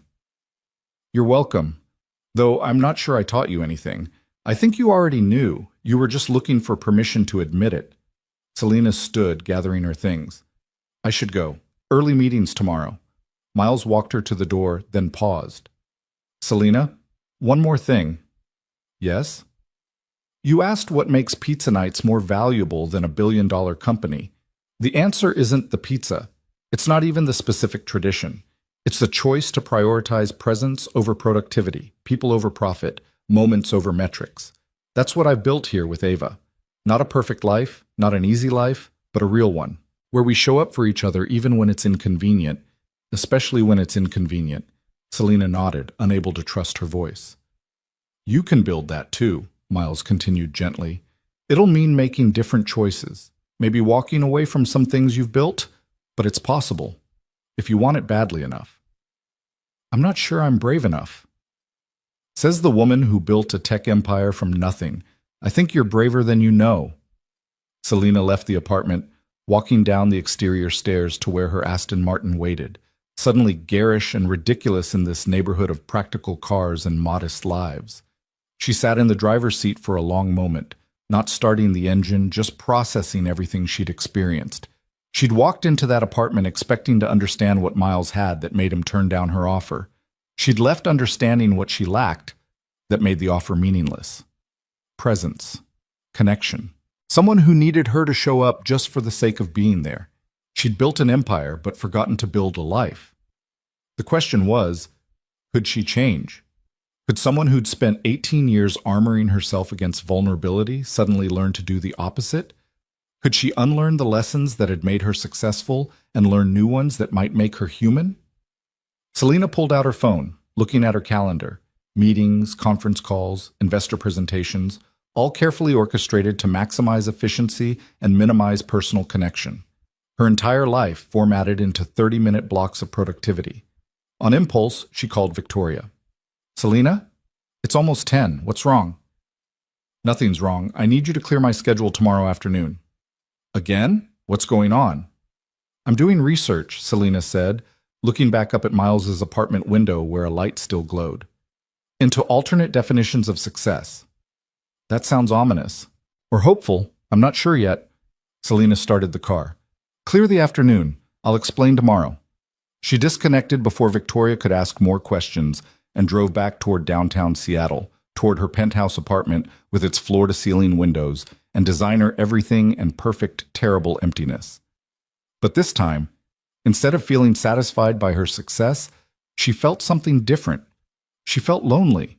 And for the first time in 18 years, she wondered if maybe that was something she should fix.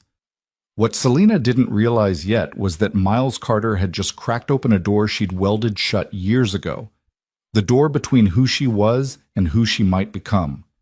And once that door opened, even slightly, it was impossible to close it again. The question wasn't whether she would change. The question was whether she would survive the transformation, or whether the empire she'd built would collapse when she stopped holding it together with sheer force of will and started asking what she actually wanted from life instead of what she needed to prove. Those were different questions, and the answers would cost her everything she'd built, or give her everything she'd been missing. Time would tell which. The transformation didn't happen overnight. Selena spent the next 3 weeks oscillating between her old patterns and something new, something uncertain. She showed up at board meetings with the same ruthless efficiency, closed a major acquisition deal that had her competitors scrambling, and gave an interview to Forbes that painted her as the kind of visionary leader who ate obstacles for breakfast. But she also started leaving work at 6 instead of 9, started declining evening networking events, started sitting alone in her penthouse, eating takeout, and wondering what the hell she was doing with her life. Victoria noticed first. "You're different," she said one afternoon, standing in Selena's office doorway with a tablet full of quarterly projections. Distracted, present but not present. "What's going on?" Selena looked up from her computer where she'd been staring at the same spreadsheet for 20 minutes without actually seeing it. "Do you have anyone who needs you, Victoria? Not professionally, not because you're useful, just needs you to show up?" Victoria blinked. "Where is this coming from?" "Answer the question." "My sister calls me when she fights with her husband. Does that count?" "And do you go?" "Sometimes, when I can fit it in." "When you can fit it in," Selena repeated softly. "Not because she needs you, but when it's convenient for your schedule." Victoria set down the tablet, her expression shifting from confusion to concern. "Selena, what happened at that maintenance worker's apartment? You've been different ever since. I saw what a real life looks like, what it means to prioritize people over productivity. And now I can't stop thinking about how many years I've spent building something impressive instead of something meaningful. Your company is meaningful. We employ 4,000 people. We're revolutionizing cybersecurity. We're making the digital world safer for millions of users. And when I'm 80 years old and looking back, will any of that matter as much as someone sitting at my bedside, holding my hand because they love me and not because I pay them?" Selena stood, pacing to her windows. "I watched Miles read his daughter a bedtime story, Victoria. That's it. That's all it was. And it felt more real than anything I've accomplished in 18 years. Victoria was quiet for a long moment. "So what are you going to do?" "I have no idea." 2 days later, Selena found herself doing something she'd sworn she'd never do, standing outside Jefferson Elementary School again, this time with explicit permission. She'd called Miles the night before, her voice uncertain in ways that still felt foreign. "I want to sponsor Ava's tech program," she'd said, "not as charity, not as some grand gesture. I want to do something that matters to someone who matters. Is that okay?" Miles had been silent for so long she'd thought he'd hung up. Then, "What does sponsoring mean exactly?" "Equipment upgrades, software licenses, maybe funding for the regional competition if Ava wants to enter." "I'm not trying to buy my way into your life, Miles. I'm trying to figure out how to use what I have in ways that actually help people instead of just making my balance sheet look better." Another long pause. "Let me talk to Ava. If she's comfortable with it, then okay." Now Selena stood in the school's computer lab, watching Ava and 5 other kids explore the new laptops and software packages that had arrived that morning. The total cost was barely a rounding error in Nexus Technologies' quarterly budget, but the kids acted like she'd delivered Christmas early. "This is the professional version," one boy said, his eyes wide as he scrolled through features. "My dad says this costs like $1,000. "More like 1,500, another kid corrected. "My cousin's company uses it." Ava looked up at Selena, her expression serious. "This is really nice of you, Ms. Vance, but Dad says when people give you expensive things, they usually want something back. What do you want?" The directness of it made Selena smile despite herself. She crouched down so she was at eye level with Ava. "You know what I want? I want to watch you and your friends build amazing things. I want to see what happens when kids who are brilliant get access to tools that match their potential. That's it. No strings, no expectations, no agenda. Really? Really. Though I wouldn't complain if you kept me updated on your safe space improvements. I'm genuinely curious how the project evolves. Ava considered this, then stuck out her hand for a formal handshake. Deal. We'll send you monthly reports. Monthly reports, Selena repeated, amused. Very professional. Dad says if you're going to do something, do it right. They shook on it, and Selena felt something warm settle in her chest. This was different from closing a business deal or signing a major contract. This was helping someone without expecting return on investment, without calculating strategic advantage, without any motive beyond wanting to see a 10-year-old girl succeed. Miles appeared in the doorway, still in his work coveralls, and caught Selena's eye. He nodded once, acknowledgement, maybe approval, and Selena felt absurdly pleased by his reaction. After the kids returned to their projects, Miles walked her out to the parking lot. That was a good thing you did, he said simply. It was easy. Too easy, actually. Makes me wonder why I haven't been doing things like this all along. Because you've been focused on building an empire. That takes different priorities. Selena leaned against her car, feeling the afternoon sun warm on her face. Can I ask you something? Sure. How did you do it? How did you walk away from whatever life you had before and choose this one? Because I'm starting to understand what I'm missing, but I have no idea how to get from where I am to where you are. Miles looked out over the school playground, where kids were running and screaming with the kind of unself-conscious joy that adults forgot how to access. I didn't walk away because I wanted to. I walked away because I had to, because the work I was doing was eating me alive, turning me into someone I didn't recognize. And when Ava's mother died, I realized I had a choice. Keep being that person and lose my daughter too, or burn it all down and start over. What kind of work were you doing? Miles's jaw tightened. The kind that matters on paper and destroys you in practice. The kind that requires you to make impossible choices and live with the consequences. The kind that convinces you that serving a greater good justifies personal sacrifice, until one day you wake up and realize you've sacrificed everything that made you human. Military work. Yeah, cyber operations specifically. Nation-state level threats, critical infrastructure defense, things I still can't talk about without violating a dozen security clearances. He looked at her directly. I was good at it, Selena. Really good. And that made it worse because every success meant they needed me for the next mission, and the next, and the next. Until I was working 100-hour weeks, sleeping in server rooms, and missing every important moment in my life because the mission always came first. What changed? Ava's mother, Rebecca, died 3 months after I'd missed our anniversary, her birthday, and 2 of Ava's doctor appointments because I was in some classified location fixing some critical problem. I got the call in the middle of an operation briefing. By the time I made it to the hospital, she was already gone. His voice cracked slightly. And Ava, 6 months old, crying in a hospital nursery, had no idea her mother was dead, and her father had chosen work over being there. Selena felt tears threatening and fought them back. Miles, I'm so sorry. I made a choice that day. I told my commanding officer I was done. Finished my current obligations, got my honorable discharge, and walked away from everything that had defined me. Took Ava, moved to Seattle, and found work that let me be present. Really present, not just physically there while my mind was elsewhere. And maintenance work was the answer? Maintenance work was the reset button. It's honest, it's straightforward, and it ends when the shift ends. I fix things that are broken.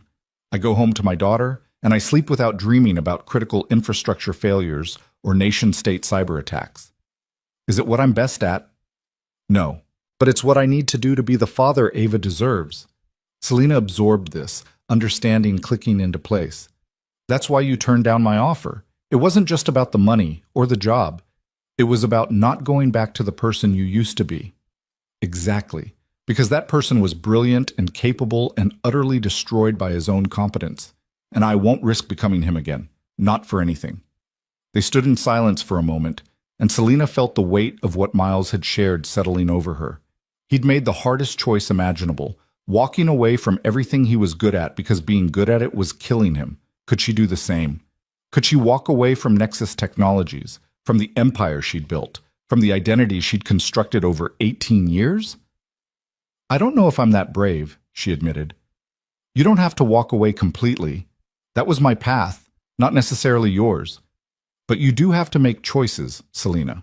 You have to decide what matters more, the empire or the life, the success or the connection. And you have to live with those choices every single day. What if I make the wrong choice? Miles smiled. Then you make a different choice tomorrow. That's the secret nobody tells you. You're not making one big decision that defines everything. You're making 1,000 small decisions every day about where your attention goes and what you prioritize. String enough of those small decisions together, and eventually they become a life. Selena's phone buzzed. Victoria, with the 6th urgent message of the afternoon. Board meeting in an hour. Investor call immediately after.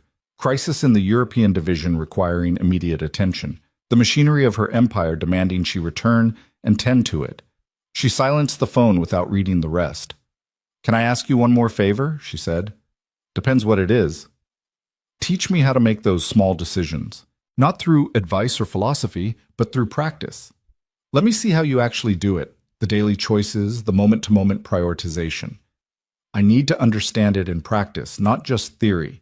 Miles studied her carefully. You're asking to shadow my life? I'm asking to learn from someone who's figured out something I haven't. Is that too strange? It's definitely strange, but okay. Saturday. You, me, and Ava. Full day of normal life. Fair warning, though. Normal life is spectacularly boring by your standards. I'm counting on it. Saturday morning arrived gray and drizzly, Seattle weather at its most persistently damp. Selena showed up at Miles's apartment at 8, wearing jeans that had cost more than most people's monthly car payments, but at least looked relatively normal. Miles answered the door in sweatpants and an old Marines t-shirt, holding a cup of coffee, and looking significantly less awake than she'd expected. Morning, he mumbled. Ava's still sleeping. Kids' theater of the morning routine starts in about 20 minutes. Kids' theater? You'll see. Selena followed him into the kitchen, accepting coffee in the same mismatched mug from her first visit. The apartment looked lived in ways her penthouse never did. Dishes in the sink, Ava's homework spread across the counter, a basket of laundry waiting to be folded. Evidence of actual human habitation instead of designer perfection. So, what's the plan for today? She asked. Miles checked a handwritten list stuck to the refrigerator with a magnet shaped like a robot. Grocery shopping, library run. Ava's friend Maya is coming over this afternoon for a study session, and we need to fix the leak under the bathroom sink. Thrilling stuff. Sounds perfect. Right on schedule, Ava emerged from her bedroom, shuffling toward them with her hair in complete disarray and wearing pajamas inside out. She stopped when she saw Selena, blinked twice, then continued to the refrigerator. There's a strange lady in our kitchen, she announced to Miles. That's Ms. Vance. We talked about this. Right, the CEO lady who wants to learn about normal life. Ava retrieved orange juice, drank directly from the container, and ignored Miles's disapproving look. Why? Because I'm curious how your dad manages everything so well. Ava considered this while chewing a piece of toast she'd materialized from somewhere. He doesn't manage everything well. Last week he forgot to buy milk 3 times. And he puts the laundry in the dryer but forgets to turn the dryer on, so the clothes just sit there getting weird smells. Ava, Miles said warningly. What? You said we should be honest with guests. Selena laughed, genuinely delighted. I appreciate the honesty. An hour later they were at the grocery store and Selena was experiencing retail shopping for the first time in years. She'd forgotten that normal people navigated crowded aisles, compared prices, used coupons clipped from newspapers. Her world had become so insulated. Assistants handled household needs, corporate catering provided meals, restaurants delivered anything else, that she'd lost touch with the practical mechanics of daily life. This brand is cheaper, but that brand tastes better, Ava explained, pointing at pasta sauce options. So we get the cheaper one, and Dad adds extra garlic and basil to make it taste like the expensive one. Smart, Selena said. It's called being broke, Ava said cheerfully. Dad says there's no shame in it, as long as we're smart about money. Miles appeared with a cart half full of practical items. Nothing processed or convenient, mostly raw ingredients that would require actual cooking. Ava, grab 2 cans of tomatoes and check if the store brand is on sale. On it. Selena watched this choreographed dance of practical domesticity, Miles and Ava moving through the store with practiced efficiency, making decisions based on price per ounce calculations and meal planning. It was so far removed from her world of expense accounts and corporate cards that it felt almost anthropological. "You do this every week?" she asked Miles. "Every Saturday, sometimes twice if we run out of essentials midweek." He compared prices on chicken breasts, chose the family pack because it was more economical, and added it to the cart. "It's not glamorous, but it works." "And Ava helps with all of this?" "Ava helps with everything. Cooking, cleaning, budgeting, planning. She's part of this family, which means she's part of maintaining it.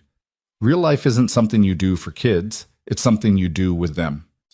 They moved to Produce, where Miles taught Selena how to pick ripe avocados and explained why buying whole vegetables and cutting them yourself saved significant money over pre-cut options. Ava contributed running commentary about which vegetables were gross, which ones were acceptable under duress, and which ones she'd actually eat without complaint. At checkout, Miles used a combination of coupons, a store loyalty card, and careful calculation to bring the total down. The final amount, $83 for a full week of groceries, was less than Selena typically spent on a single business lunch. "How do you make $83 feed 2 people for a week?" she asked as they loaded bags into Miles's trunk. "Practice, planning, and creativity. Bulk proteins, versatile vegetables, staple ingredients that can become different meals. It's not hard once you learn the rhythm." The library was next, and Selena found herself in a place she hadn't visited since college. Ava moved through the stacks with the confidence of regular patronage, pulling books on advanced programming concepts, a fantasy novel her friend had recommended, and a biography of Margaret Hamilton. "Who's Margaret Hamilton?" Selena asked. Ava looked at her like she'd just admitted to not knowing what computers were. "Only the software engineer who wrote the code for the Apollo moon landing. She invented the term software engineering. She's literally one of the most important computer scientists ever. Sorry, I should have known that. It's okay. Lots of people don't know about the women who built technology. That's why I'm reading all their stories, so I don't forget that women have always been doing this work, even when people tried to make us invisible." Miles ruffled her hair affectionately. "That's my girl. Fighting historical erasure one library book at a time." They checked out their books. "Free," Selena noted, in stark contrast to the $500 textbook she'd bought in business school, and headed back to the apartment. Maya arrived shortly after, a bright-eyed 10-year-old who immediately dragged Ava into deep conversation about their upcoming coding competition. Selena found herself sitting at the kitchen table with Miles, ostensibly helping him plan the week's meals, but mostly just watching him work. He moved with practiced efficiency, checking what ingredients they had, mapping out 5 dinners, leaving 2 nights for leftovers, building a system that balanced nutrition with Ava's preferences and their budget constraints. "You're really good at this," she observed. "I've had 5 years of practice. The first year after Rebecca died was chaos. Takeout every night, no routine, just barely keeping our heads above water. But eventually I figured out that structure helps. Plans help. Having systems means less daily stress." Like, is that what you meant about small decisions? Building systems that make the right choices automatic? Exactly. I can't decide every morning what's for breakfast or when laundry gets done. So I built routines, grocery shopping Saturdays, laundry Wednesdays, meal prep Sundays. The structure creates space for the moments that actually matter. Like bedtime stories. Like bedtime stories, like homework help, like Ava telling me about her day while we cook dinner together. Those moments don't happen by accident. They happen because everything else is handled by routine.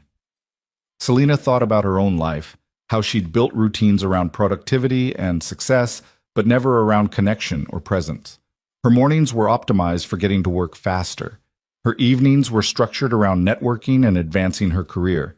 She'd systematized efficiency, but never meaning. "I don't think I have any routines that matter," she said quietly. "Then build new ones. Start small. One thing you want to prioritize, one routine that supports it. String together enough of those and eventually you have a different life." Maya's excited voice carried from Ava's room. "Wait, You added user authentication? That's so cool. Can you show me the code? Miles smiled, listening to the sound of his daughter teaching her friend. That's what success sounds like in my world. Not stock prices or quarterly earnings, just my kid sharing what she's learned with someone who's excited to learn it. That's beautiful, Selena said, and meant it. The afternoon passed in a blur of ordinary moments. Miles fixing the bathroom sink while Ava and Maya tested code, everyone helping with dinner preparation, laughter over a movie none of them had seen before. Selena kept waiting for boredom to set in, for her usual restlessness to demand something more stimulating. It never came.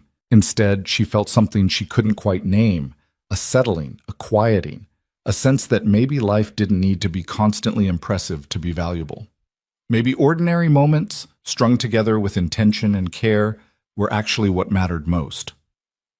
When Maya's mother picked her up around 6, Selena helped Miles clean up the kitchen while Ava finished her homework at the table.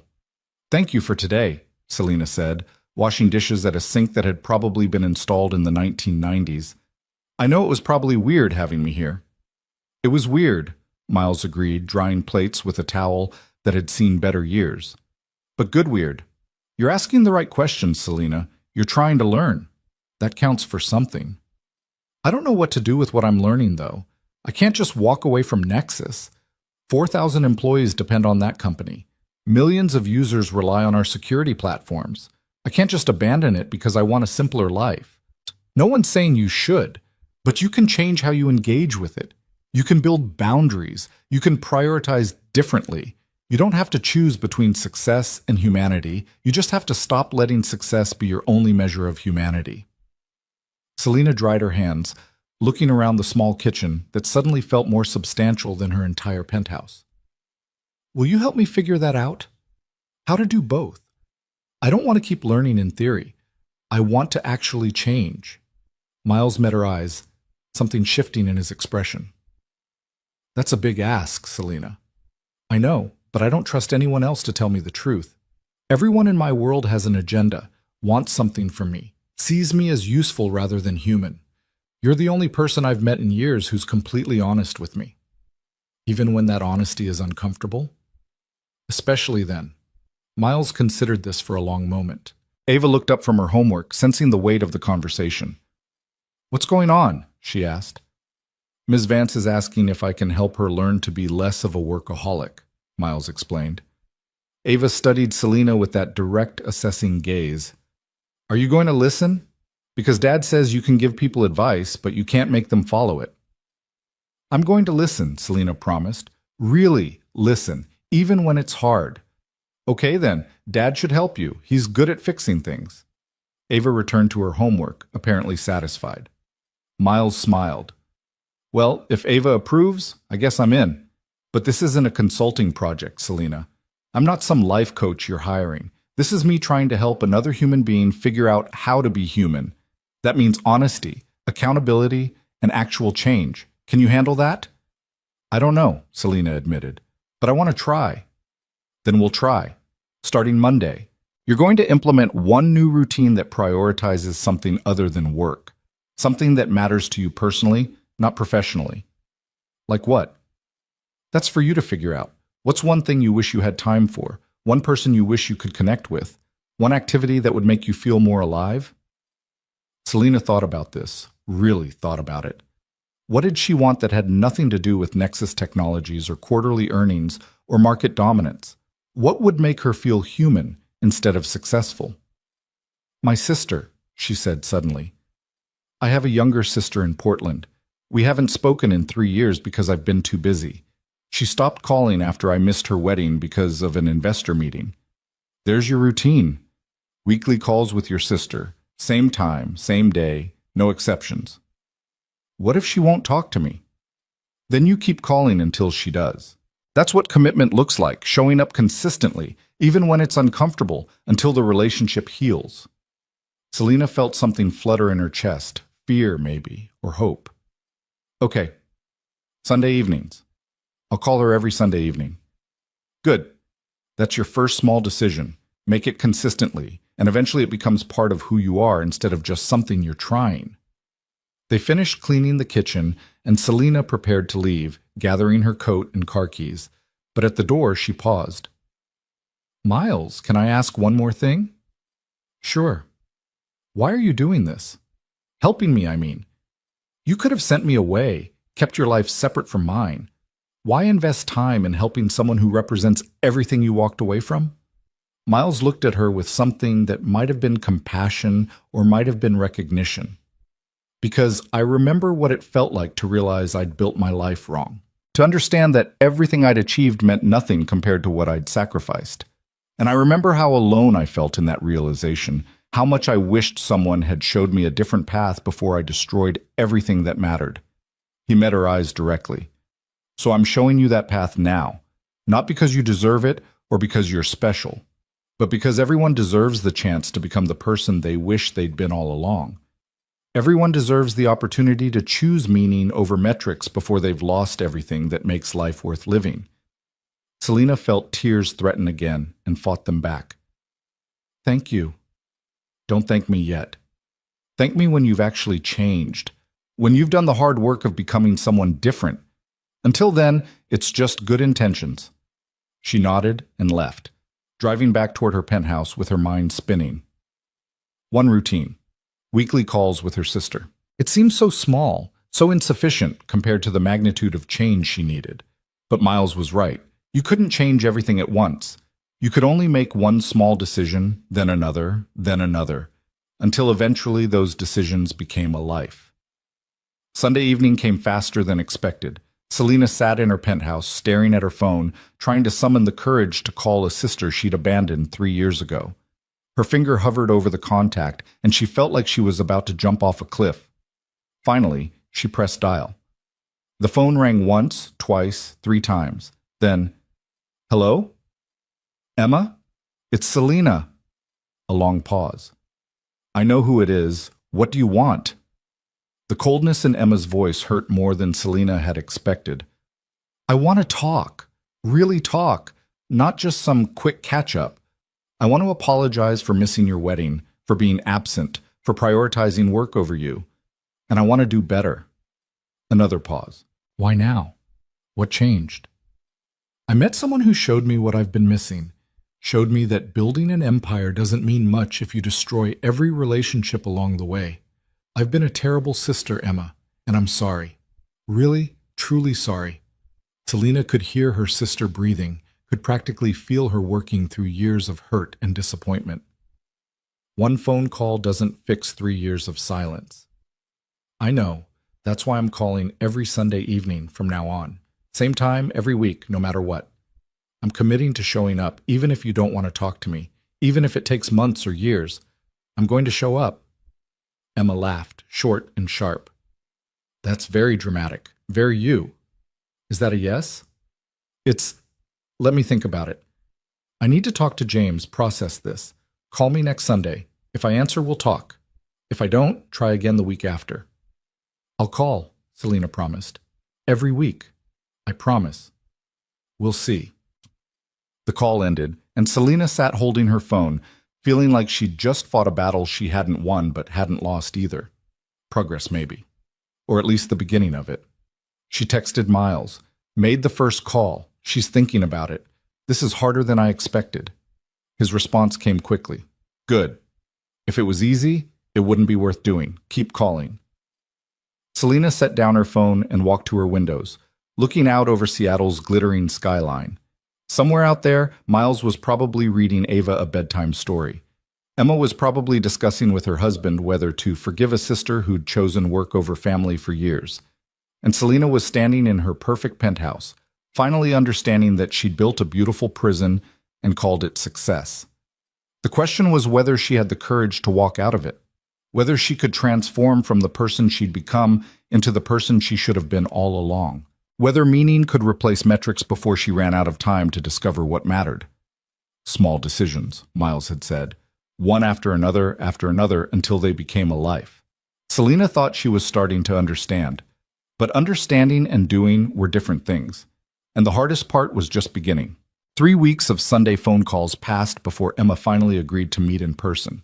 3 weeks of awkward conversations that started with silence and ended with tentative progress. 3 weeks of Selena showing up consistently, exactly as she'd promised, while Emma tested whether this change was real or just another temporary performance. The coffee shop Emma chose was in Portland's Pearl District, deliberately inconvenient for Selena to reach, probably a test of commitment. Selena arrived 15 minutes early anyway, ordered tea she wouldn't drink, and tried to calm the nervousness fluttering in her chest. Emma walked in exactly on time, and Selena felt her breath catch. Her younger sister had changed, older obviously, but also more settled, more confident. The uncertain 22-year-old who'd called constantly during college had become a woman who'd learned to stop needing people who wouldn't show up. "You came," Emma said, sliding into the booth across from her. "I said I would." "You've said a lot of things over the years." "Fair point." Selena absorbed the hit without defending herself. "You're right, I have, and I've broken most of those promises, but I'm trying to do better." Emma ordered coffee, studying Selena with an expression that fell somewhere between hope and skepticism. "So what happened? You were always too busy, too important, too focused on building your empire. What suddenly made you remember you have a sister?" "I met someone who showed me what I'd become. Someone who chose his daughter over $1 million because promises to family matter more than professional success. And I realized I'd spent 18 years becoming someone who would never understand that choice." Selena wrapped her hands around her teacup, needing something to hold on to. "I realized I'd burned down every relationship that mattered because I was too afraid of being powerless to let anyone close enough to matter." Emma absorbed this quietly. "You missed my wedding, Selena. You said you'd be there. You promised to be my maid of honor. And then the morning of the wedding, you sent a text saying an investor meeting came up. A text. Not even a phone call." "I know." "Do you? Do you actually understand what that felt like? Standing there in my wedding dress, explaining to everyone that my sister, my only family, couldn't be bothered to show up." Emma's voice cracked slightly. "James's entire family was there, all his cousins and aunts and uncles and second cousins twice removed, and I had nobody, because you chose work over me. Again." Selena felt tears building and didn't fight them this time. "You're right, and I'm sorry. Not sorry because it's what you want to hear, but sorry because I finally understand what I did. I chose fear over love, control over connection, success over every relationship that could have given my life actual meaning, and I lost you because of it." "You didn't just lose me. You threw me away like I was disposable." "I know, and I don't expect forgiveness, Emma. I don't expect you to trust me or welcome me back into your life. I just want the chance to show up consistently, to prove that I'm committed to doing better, to be the sister I should have been all along." Emma's coffee arrived, and she wrapped both hands around the mug, mirror image of Selena's defensive gesture. They sat in silence for a long moment, years of hurt and disappointment hanging between them. "Tell me about this person," Emma said finally. "The one who showed you what you'd become." So Selena told her about Miles and Ava, about pizza nights and bedtime stories, about a man who'd walked away from everything that made him exceptional, because being excellent was destroying what made him human. She told Emma about shadowing their Saturday routine, about learning that small moments mattered more than grand achievements, about starting to understand that she'd built her entire life on the wrong foundation. Emma listened without interrupting, her expression shifting from skepticism to something more complex. "And you're trying to change because of them?" "I'm trying to change because I finally see what I've been missing. Miles and Ava just showed me the mirror I'd been avoiding for 18 years. What does this Miles person get out of helping you?" "Nothing. That's what makes it so unsettling. He doesn't want my money, doesn't want career opportunities, doesn't want anything except to help another human being figure out how to be human. It's completely outside my understanding of how the world works." Emma smiled slightly. "Sounds like you've only been understanding half the world, the transactional half." "Apparently." More silence.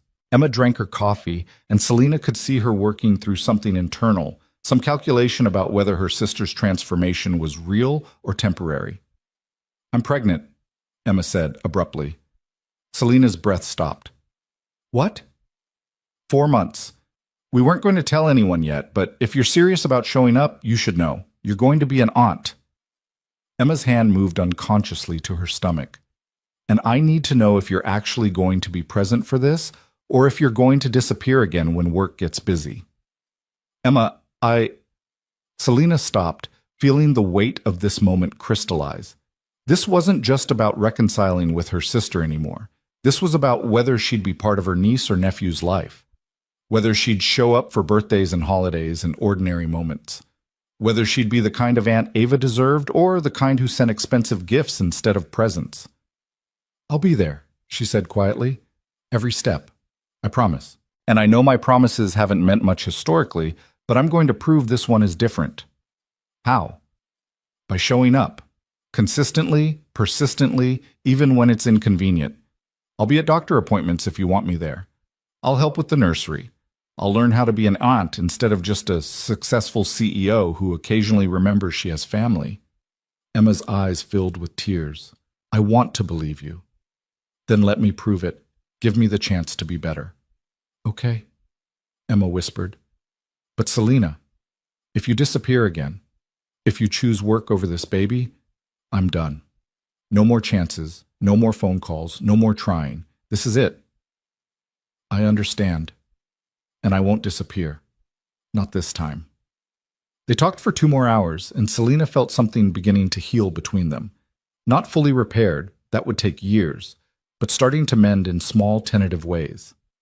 Emma told her about James's job, their new house, their hopes and fears about becoming parents. Selena shared carefully edited stories about Nexus Technologies, leaving out the part where work had consumed her so completely she'd forgotten what mattered. When they finally said goodbye, Emma hugged her briefly. "Same time next week?" "I'll be here." "Good. And Selena, thank you for trying." Selena drove back to Seattle feeling like she'd just passed a test she didn't know she was taking. One relationship beginning to heal, one chance to do better, one small decision that was starting to become something larger. She texted Miles from a rest stop.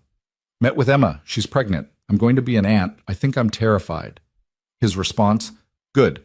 Being terrified means you understand what's at stake. Now show up anyway." That became the pattern for the next month. Selena showed up for Sunday calls with Emma. Started leaving work at 6 instead of 9. Declined evening networking events that would have expanded her professional network. Made small decisions that prioritized connection over achievement, presence over productivity. Victoria noticed the change and didn't like it. "You missed the Singapore Tech Summit," she said one afternoon, standing in Selena's office with an expression of profound confusion. "The Singapore Summit, Selena, where you were supposed to keynote and network with every major player in Asian cybersecurity." "I know, I sent apologies and had Thomas present instead." "Why?" "Because it was my sister's birthday, and I promised I'd be there." Victoria stared at her like she'd just announced plans to join a monastery. "You chose a birthday party over the Singapore Summit." "Yes." "What is happening to you?" Selena looked up from her computer, meeting Victoria's concerned gaze directly. "I'm remembering that success isn't the same as significance, that building an empire doesn't mean much if you're alone in it, that maybe I've been measuring the wrong things for 18 years. Mom, that's beautiful and terrifying in equal measure. I know. But I'm tired, Victoria. Tired of being successful and lonely. Tired of achieving things that don't actually matter to anyone who loves me. Tired of building something impressive instead of something meaningful." Victoria sat down slowly. "You're scaring me." "Why?" "Because you're the most driven person I've ever met. Your focus, your determination, your absolute refusal to accept defeat, that's what built this company. That's what made us successful. And now you're talking about priorities shifting and presence mattering, and I'm worried you're about to walk away from everything we've built."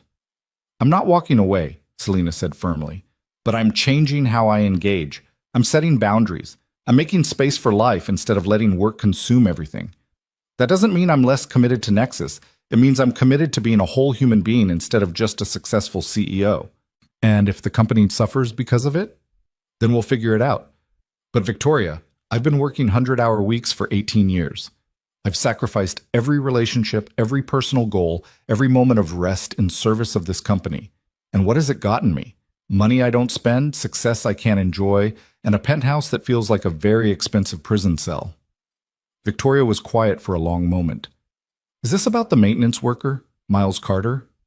It's about realizing he's figured out something I haven't. He knows what matters, and he's built his life around protecting it. I've built my life around achievement, and it's left me with nothing that actually sustains me. So you're learning from him? Yes.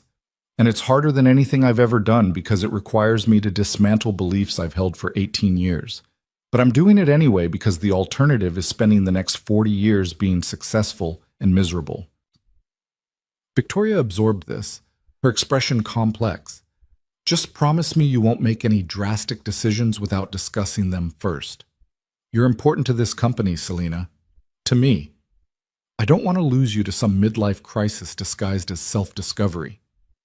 It's not a crisis, it's a correction, and I promise, no drastic decisions without conversation. But even as Selina made that promise, she knew something was building. The cognitive dissonance between who she'd been and who she was becoming couldn't be sustained indefinitely. Eventually, something would have to give. That something arrived 3 weeks later in the form of Gordon Vance.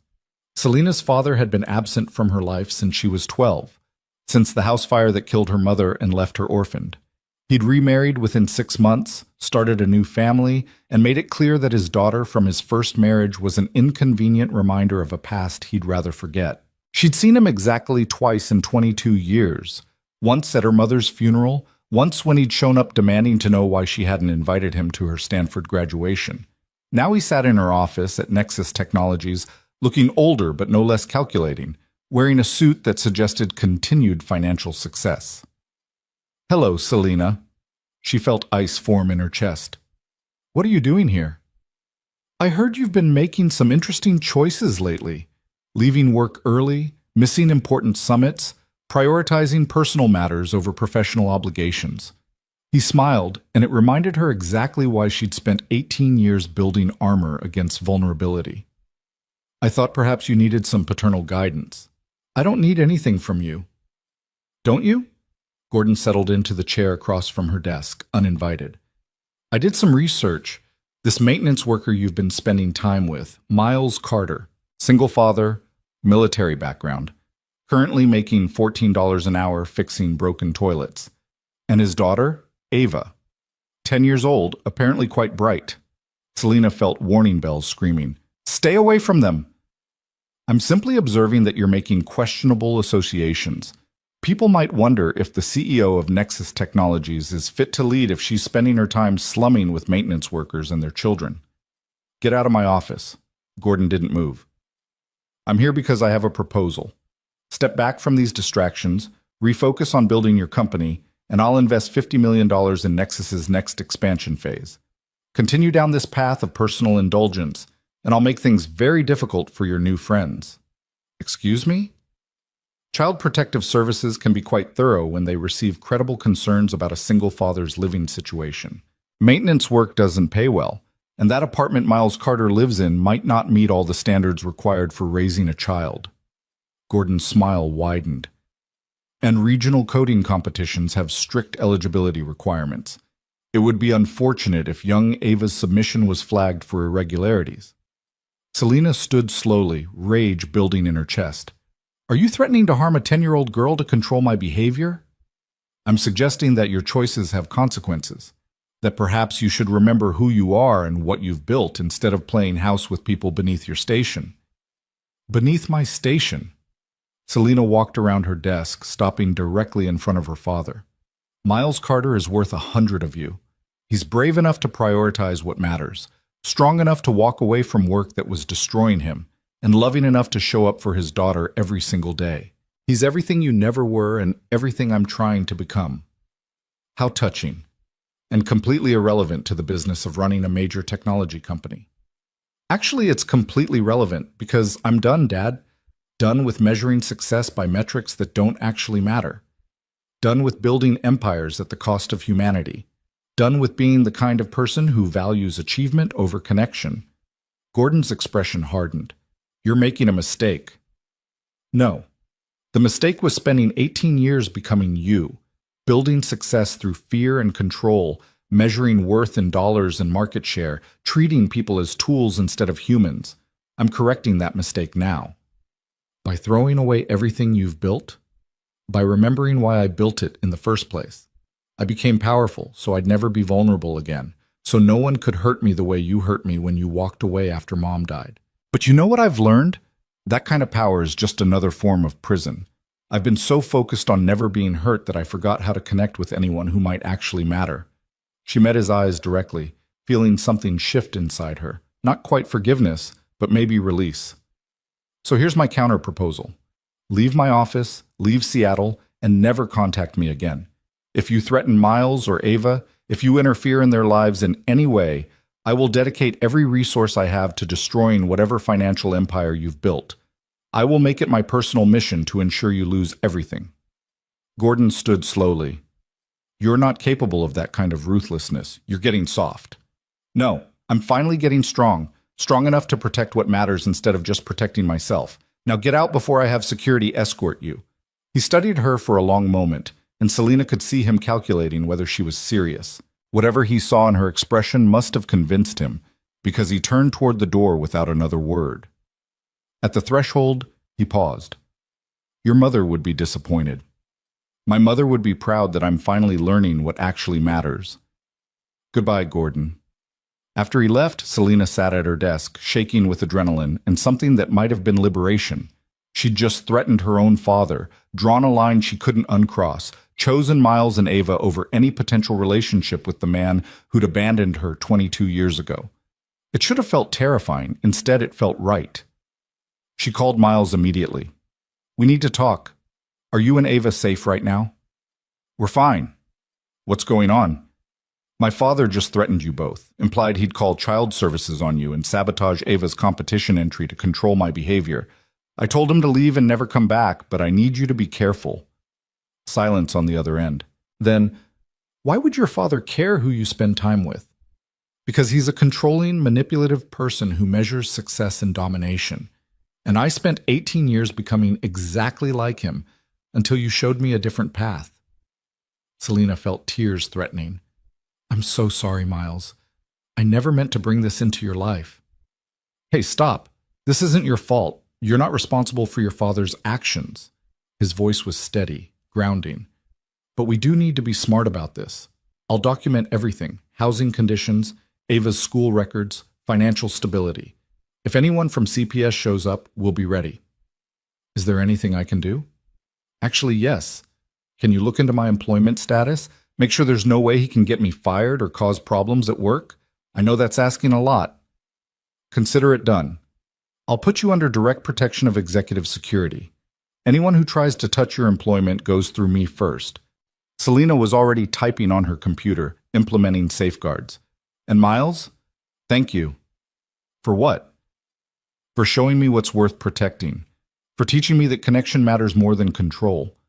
For being exactly who you are even when it costs you. I'm just a dad trying to raise his kid right. You're more than that.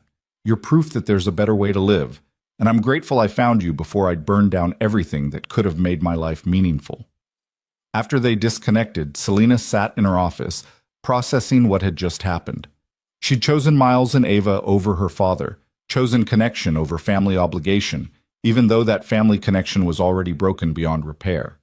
The old Selena would have calculated the strategic advantage, would have manipulated the situation to maintain all her options.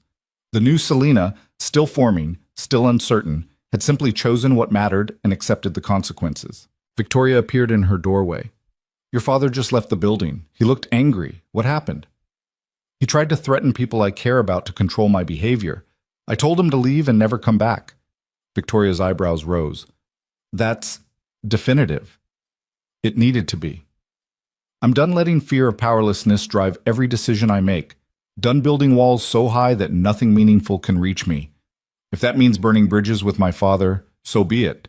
He burned his bridge with me 22 years ago. I'm just finally acknowledging it. You're really changing. I'm really trying. Selena looked at her oldest friend, her most trusted advisor. And I need your help.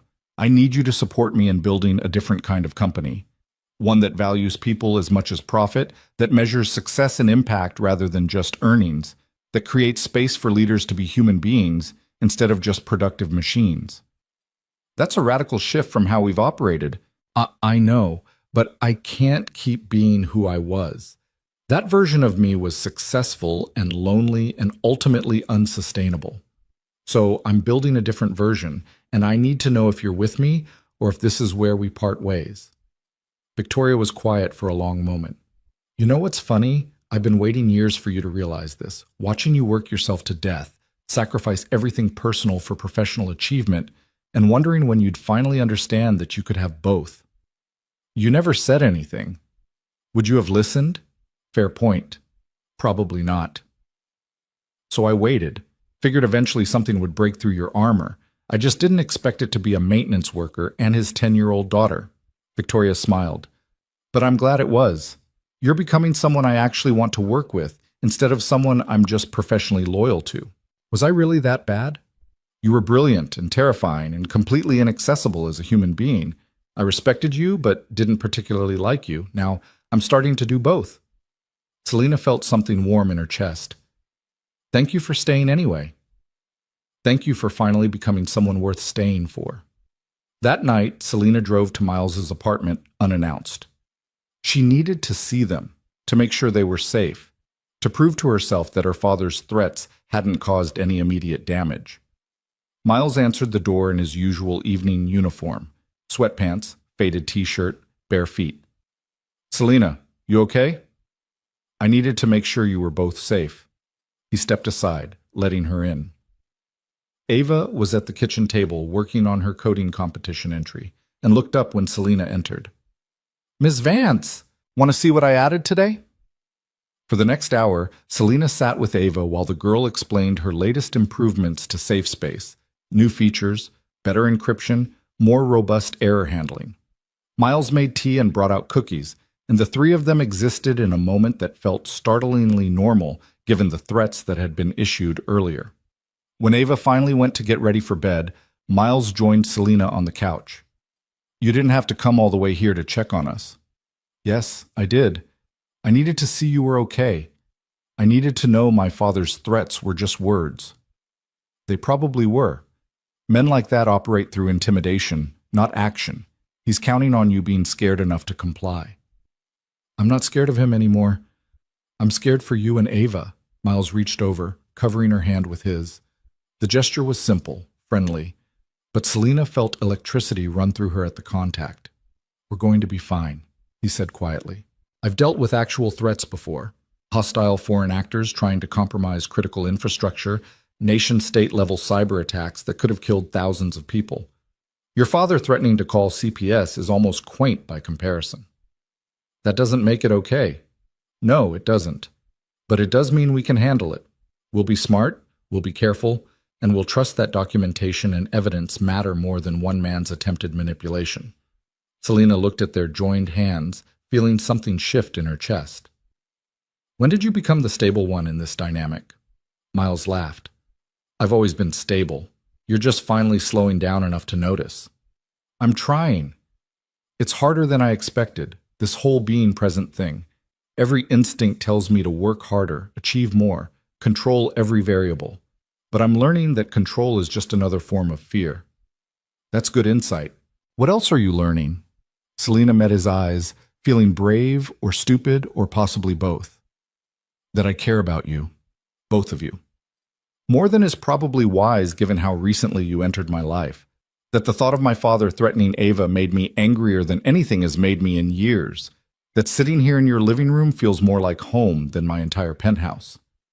Miles didn't pull his hand away, but his expression became more serious. Selina, I know. I know I'm a mess, that I'm still figuring out how to be human, that I have 18 years of dysfunctional patterns to unlearn. I'm not asking for anything. I'm just telling you the truth because you're the one person who's always been honest with me, and I want to return the favor. The truth is complicated. I know. I'm not ready for anything beyond friendship. Maybe I'll never be ready. Rebecca's only been gone 5 years, and I'm still figuring out how to be a single father. Adding a relationship on top of that, especially with someone as intense as you, feels like it would destabilize everything I've built with Ava. I understand. But, Miles continued, squeezing her hand gently, I care about you too. I've watched you work harder at changing yourself than most people work at anything. I've seen you make difficult choices, prioritize differently, show up even when it's uncomfortable. That matters. You matter. Just not enough to risk what you have with Ava. It's not about enough. It's about timing and readiness and protecting what's most vulnerable. Ava is still healing from losing her mother. I'm still learning how to be the father she deserves. Adding a relationship into that equation right now would be irresponsible. Selena nodded, understanding even though it hurt. You're right. I'm not even ready for a relationship. I barely know how to maintain a friendship. I just wanted you to know that you've changed my life, and I'm grateful. The feeling is mutual. You've reminded me that transformation is possible, that people can change if they want it badly enough. That's a gift. Ava's voice called from her room. Dad, I need help with my project. Miles smiled, standing. Duty calls. Want to stay for bedtime story? Ava's been asking if you'd read with us sometime. Really? Really, she likes you, Selena. Says you're the only adult besides me who talks to her like she's smart instead of cute. I'd love to. 20 minutes later, Selena found herself on one side of Ava's bed, Miles on the other, reading a chapter about a girl who discovered she could reprogram reality. Ava asked thoughtful questions about the science fiction concepts, and Selena found herself debating computational theory with a 10-year-old while Miles refereed with amused commentary. When Ava's eyes finally started to close, Miles kissed her forehead. Love you, princess. Love you too, Dad. Then sleepily, Night, Ms. Vance. Thanks for reading. Night, Ava. Thanks for letting me. In the living room afterward, Miles walked Selena to the door. Thank you for tonight, she said, for letting me be part of this, for teaching me what matters. Thank you for being willing to learn. Not everyone would do the work you're doing. I don't have a choice. The alternative is going back to who I was, and I can't do that. Not now that I've seen what I was missing. Miles looked at her carefully, something shifting in his expression. Your father was wrong, you know. About what? About us being beneath your station. You're not slumming by spending time with us. You're finally operating at the right level, human level, instead of corporate abstraction level. That's not descent. That's arriving where you should have been all along. Selena felt tears threaten for the third time that day. How do you always know exactly what I need to hear? Because I've been where you are, lost, trying to find my way back to humanity, wondering if transformation is even possible. So I recognize the signs. And you think I can make it? Become someone different? I think you already are. You just need to trust it. Selena left the apartment feeling lighter than she had in years. Her father had threatened people she cared about. She'd burned that bridge permanently, and Miles had gently but clearly established boundaries about romantic involvement. By any objective measure, the day had been difficult, but she'd chosen what mattered, protected who she loved, made decisions based on values instead of strategy, and that felt like progress.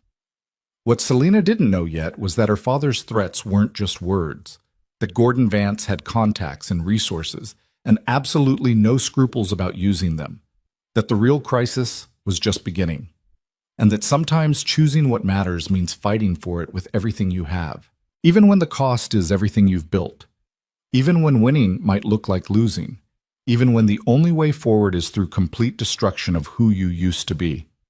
Those lessons were coming.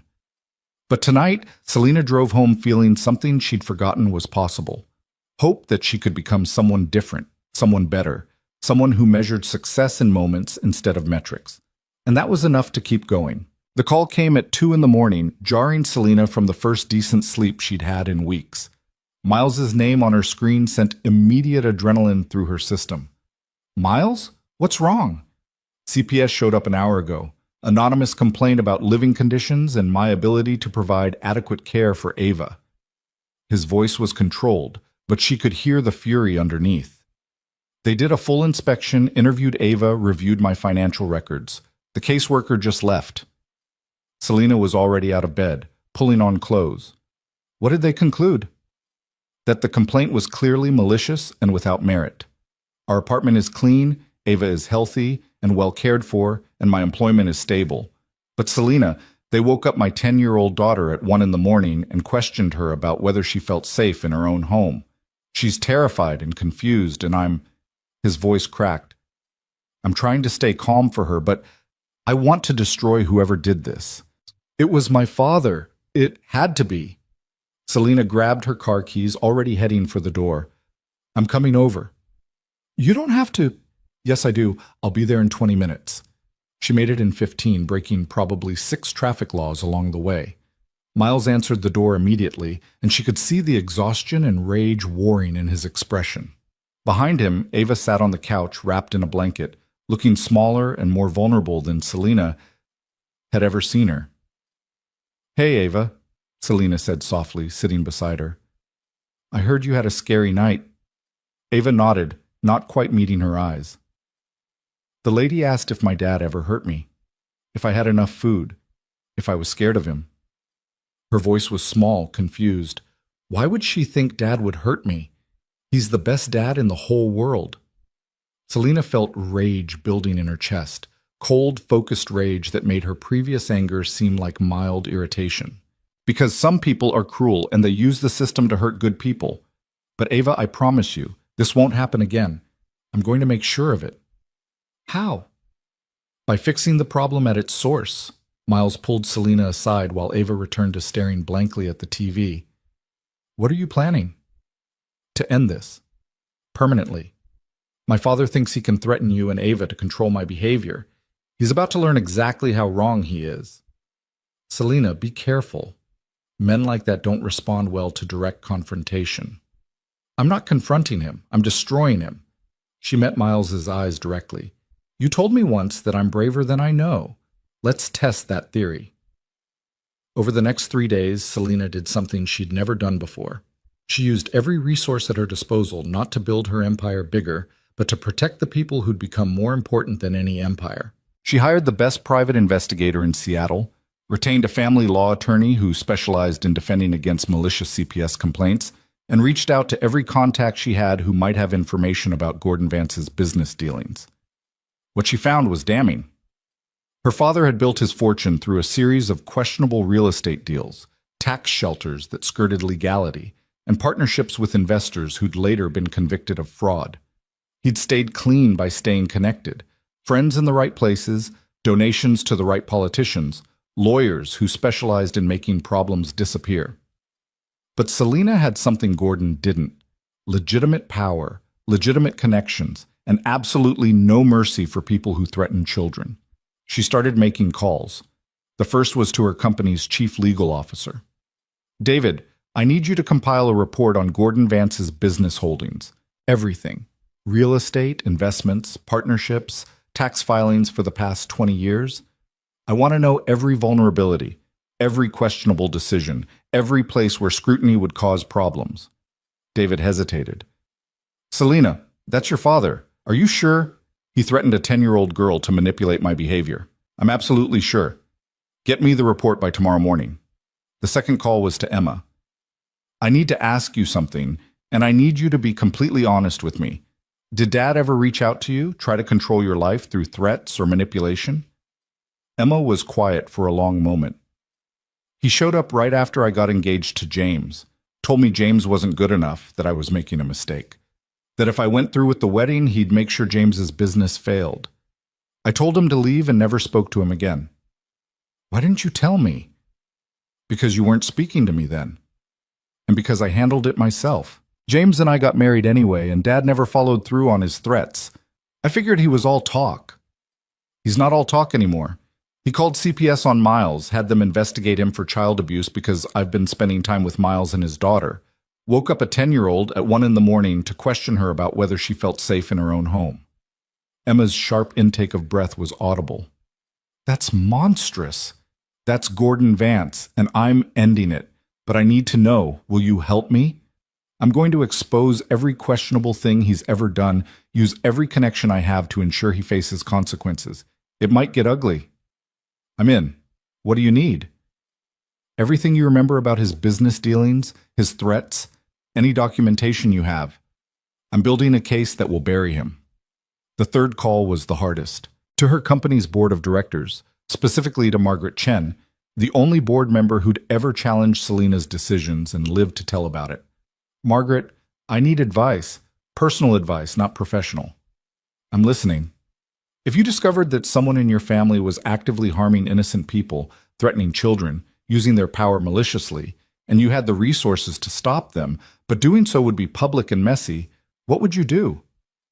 Margaret was quiet for a moment. Is this about your father? How did you... I did my research when you brought me onto the board, knew about the house fire, your mother's death, your father remarrying and essentially abandoning you, and I've watched you build this company like you're constructing a fortress against ever being vulnerable again. Margaret's voice softened. What did he do? Selena told her everything, the threats, the CPS visit, the pattern of manipulation and control. When she finished, Margaret sighed heavily. You already know what you need to do. You're just afraid of becoming like him, using power to destroy someone, even when they deserve it. Exactly. But here's the difference, Selena. He uses power to control people, to maintain dominance, to serve his own ego. You're using power to protect innocence, to stop harm, to serve something beyond yourself. Those aren't the same thing, even if the methods look similar. So I should do it? I think you'd never forgive yourself if you didn't. But Selena, be strategic. Don't just destroy him out of rage. Build a case so airtight that when you move, it's final and legal and leaves him no room to retaliate. That's the plan. Good. And one more thing. I'm proud of you. You've spent months becoming someone different, someone better. This is part of that transformation, protecting what matters instead of just protecting yourself. By Friday afternoon, Selena had everything she needed. David's report detailed numerous violations in Gordon's business practices: tax fraud, misrepresentation to investors, partnerships with convicted felons. Emma had provided documentation of his threats and manipulative behavior. The private investigator had found 3 other families Gordon had threatened over the years using similar tactics. And Selena had found something else. Gordon didn't actually own the majority of his business empire. It was held in a family trust, created by Selena's grandparents, with specific provisions about how the assets could be transferred. Provisions that gave Selena, as the eldest grandchild and only child of the original marriage, significant control if she chose to exercise it. Her grandfather had apparently been smarter than Gordon gave him credit for. He'd built in safeguards, probably suspecting his son might abuse any power given to him. Selena called her father one last time. We need to meet. Tomorrow, 10 a.m., at the downtown Starbucks. Come alone. I don't take orders from you. You will for this conversation, 10 a.m. Don't be late. She arrived early, claimed a corner table, and waited. Gordon showed up 12 minutes late, probably a power play, looking confident and vaguely amused. This better be important. I have a golf game at noon. Selena slid a folder across the table. Read this. He opened it, and she watched his expression shift from amusement to confusion to dawning horror as he processed the contents. Tax fraud documentation, evidence of CPS manipulation, testimony from other families he'd threatened, and finally, the trust documents showing exactly how much control Selena actually had over his financial empire. Where did you get this? His voice had lost its confidence. I built a tech empire from nothing, Dad. Finding information is literally what my company does. Now here's what's going to happen. You're going to sign over operational control of the family trust to me. You'll retain enough assets to live comfortably, but you'll have no authority to threaten, manipulate, or harm anyone ever again. You can't do this. I absolutely can. I have a lawyer standing by, documents prepared, and enough evidence of your illegal activity to ensure you spend the next decade in federal prison if you refuse. Your choice. Sign the papers and retire quietly, or fight me and lose everything, including your freedom. Gordon's face had gone pale. You'd really destroy your own father? You destroyed our family when you walked away after Mom died. You abandoned me when I was 16 and grieving and needed a parent. You tried to harm an innocent child to control my behavior. So yes, I'd really destroy you, without hesitation and without regret. I'm your father. No. You're the man who provided half my DNA and then proved that biology doesn't create obligation. You stopped being my father 22 years ago. Now you're just someone who made the mistake of threatening people I actually care about. She pulled out a second set of documents. Sign these. Transfer control of the trust. Walk away from Seattle and never contact me, Miles, or Ava again. Do that, and you keep enough money to maintain your lifestyle. Fight me, and I'll dedicate every resource I have to ensuring you end up in prison. Gordon stared at the papers, his hands trembling slightly. For the first time in Selena's memory, he looked old and scared and powerless. You've become hard, he said quietly. No, I've become strong. There's a difference. Hard people hurt others to protect themselves. Strong people protect others even when it costs them. I'm finally learning to be the latter. He signed the papers. Every page, every transfer of authority, every acknowledgement of his crimes. Selena watched him reduce his own power to nothing and felt no satisfaction, just relief that it was over. One more thing, she said as he prepared to leave. If you ever contact me again, if you ever threaten anyone I care about, if you so much as drive through Seattle, I will release all of this documentation to every prosecutor and journalist who will listen. Are we clear? Crystal. Good. Goodbye, Gordon. He left, and Selena sat alone at the table, feeling like she'd just fought and won the most important battle of her life. Not for market share or quarterly earnings or professional success, but for the right to protect people she loved without having to constantly watch for threats. She called Miles immediately. It's done. My father signed everything. He won't bother you again. What did you do? Used his own tactics against him. Gathered evidence, applied pressure, gave him a choice between losing some power or losing everything. He chose survival. She paused. Miles, I need you to know I didn't do this to impress you or win your approval. I did it because Ava looked terrified on her own couch, and I will burn down the entire world before I let anyone make her feel that way again. I know. And Selena, thank you. Really, you didn't have to do any of this. Yes, I did, because you and Ava matter. You matter more than my relationship with my father, more than avoiding conflict, more than keeping my life simple and uncomplicated. You taught me what's worth protecting. This was me finally learning the lesson. You're a good person, Selena Vance. I'm learning to be. Still got a long way to go, but I'm learning. That evening, Selena showed up at Miles's apartment with pizza, half pineapple and ham for Ava, half mushroom and peppers for Miles, and a third cheese section for herself. The Friday night tradition she'd observed, now joining instead of just witnessing. Ava hugged her immediately. Dad told me what you did, that the scary lady won't come back. She won't, I promise. And Ava, I'm sorry that happened to you. You didn't deserve it, and it was my fault for bringing my family problems into your life. It wasn't your fault. Your dad is just mean. Ava said it matter-of-factly, without malice. But you're nice, so you're not like him. I'm trying not to be. They ate pizza and watched a movie about a girl who built a robot, and Selena felt something settle in her chest. This was what mattered, this ordinary moment with people who'd become extraordinary to her, this simple tradition that valued presence over everything else. When Ava went to get ready for bed, Miles joined Selena on the couch. You know what I realized today? She said. What's that? That I spent 18 years building power to protect myself from being hurt. But real strength isn't avoiding hurt. It's caring about people enough to be vulnerable to them, risking connection even when it might cost you, choosing love over safety. That's good wisdom. Where'd you learn that? From a maintenance worker who turned down $1 million to watch his daughter's school presentation. From a 10-year-old girl who builds programs to protect other kids from bullying. From people who showed me that meaning matters more than metrics. Miles smiled. We're pretty ordinary, Selena. You might be giving us too much credit. No. You're extraordinary in the ways that actually matter, and I'm grateful I found you before I'd completely forgotten how to be human. They sat in comfortable silence for a while, and Selena felt something she'd forgotten was possible. Contentment. Not the aggressive satisfaction of professional achievement, but the quiet peace of being exactly where she was supposed to be with people who actually mattered. Miles? She said quietly. Yeah? Earlier you said you weren't ready for anything beyond friendship. I want you to know, I'm okay with that. I'm not expecting or demanding anything more. I just want to be in your lives in whatever capacity makes sense.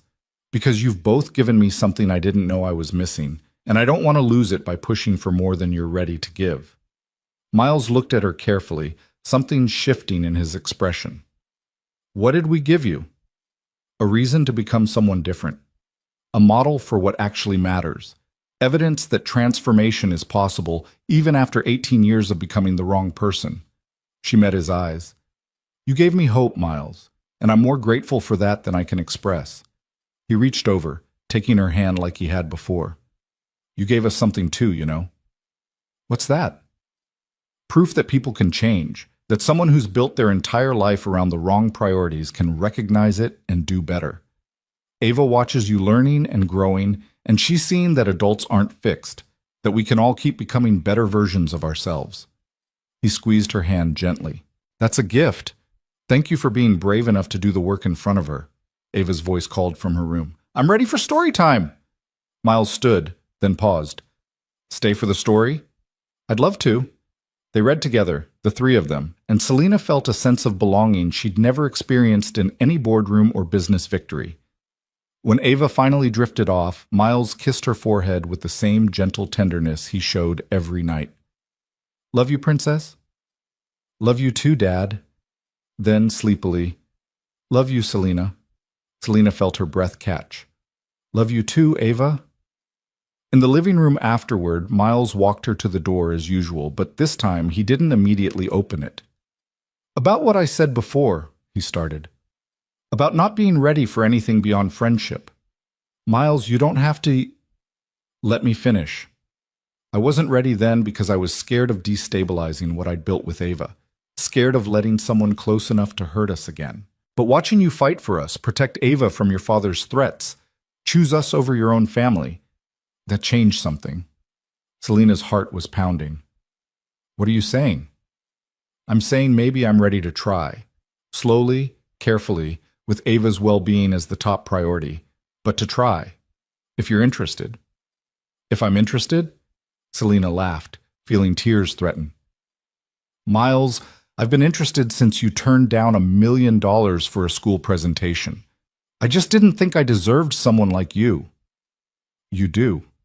You've worked harder at becoming a better person than anyone I've ever met. You've chosen growth over comfort, connection over control, love over safety. That's exactly the kind of person who deserves good things. He leaned in slowly, giving her time to pull back, and kissed her gently. It was sweet and tentative and perfect. Nothing like the performance she'd offered in that boardroom months ago. Everything like a real beginning. When they pulled apart, Selena was smiling. So what happens now? Now we take it slow. We keep Friday pizza nights. We prioritize Ava. We build something real instead of something impressive. And we see where it goes. That sounds perfect. 3 months later, Selena sat in a different coffee shop in Portland, this time with Emma and her husband James. Emma's pregnancy was visible now, and she glowed with the kind of happiness that came from building something real. So you're really dating the maintenance worker, Emma said, amused. His name is Miles, and yes, and before you ask, it's the healthiest relationship I've ever had. We actually talk about real things. He calls me out when I'm being unreasonable, and Ava keeps me honest about my priorities. How's that working with running Nexus? I implemented new policies. Mandatory work-life balance for all executives, flex time for parents, and I'm testing a 4-day work week in our development division. Productivity hasn't dropped. It's actually increased because people are less burned out. James looked impressed. That's radical for a tech company. It's also right. I spent 18 years building a company that consumed its people. I'm rebuilding it to sustain them instead. And you know what's funny? Our employee retention is up. Our recruitment is easier. And the board is actually pleased with the direction. Because you're building something sustainable instead of just profitable, Emma observed. Exactly. Miles taught me that. You can't sustain success built on destroying the people who create it. Eventually, everyone burns out or quits or loses sight of why the work matters. So I'm creating space for people to be human while they're being productive. Emma reached across the table, taking Selena's hand. I'm proud of you. Really proud. You've become someone completely different in the best possible way. I had good teachers, and I finally learned to listen. The conversation shifted to baby preparations, and Selena found herself genuinely excited about becoming an aunt. She'd already bought too many baby clothes, started a college fund, and committed to being present for every important moment. Not out of obligation, but because Emma and this baby mattered more than any professional achievement ever could. When she left Portland that afternoon, driving back towards Seattle, Selena called Miles. "Hey, how was the visit?" "Really good. Emma and I are actually rebuilding something real, and I'm going to be an aunt in 4 months, which is terrifying and exciting in equal measure. You'll be great at it. You're already amazing with Ava." "How is Ava? Did she finish her competition entry?" "Submitted this morning. She's nervous but confident, which is exactly where she should be. And she wanted me to tell you she expects you at Friday pizza night because apparently you're part of the tradition now." Selena felt warmth spread through her chest. "Wouldn't miss it for anything. Same pizza order?" "Same pizza order, though Ava's lobbying to add breadsticks to the rotation." "Breadsticks are negotiable. See you Friday." "See you Friday. Drive safe." Selena disconnected and drove toward home, not her penthouse with its designer perfection, but Miles's small apartment where Ava's artwork covered the walls and life happened in ordinary, extraordinary moments.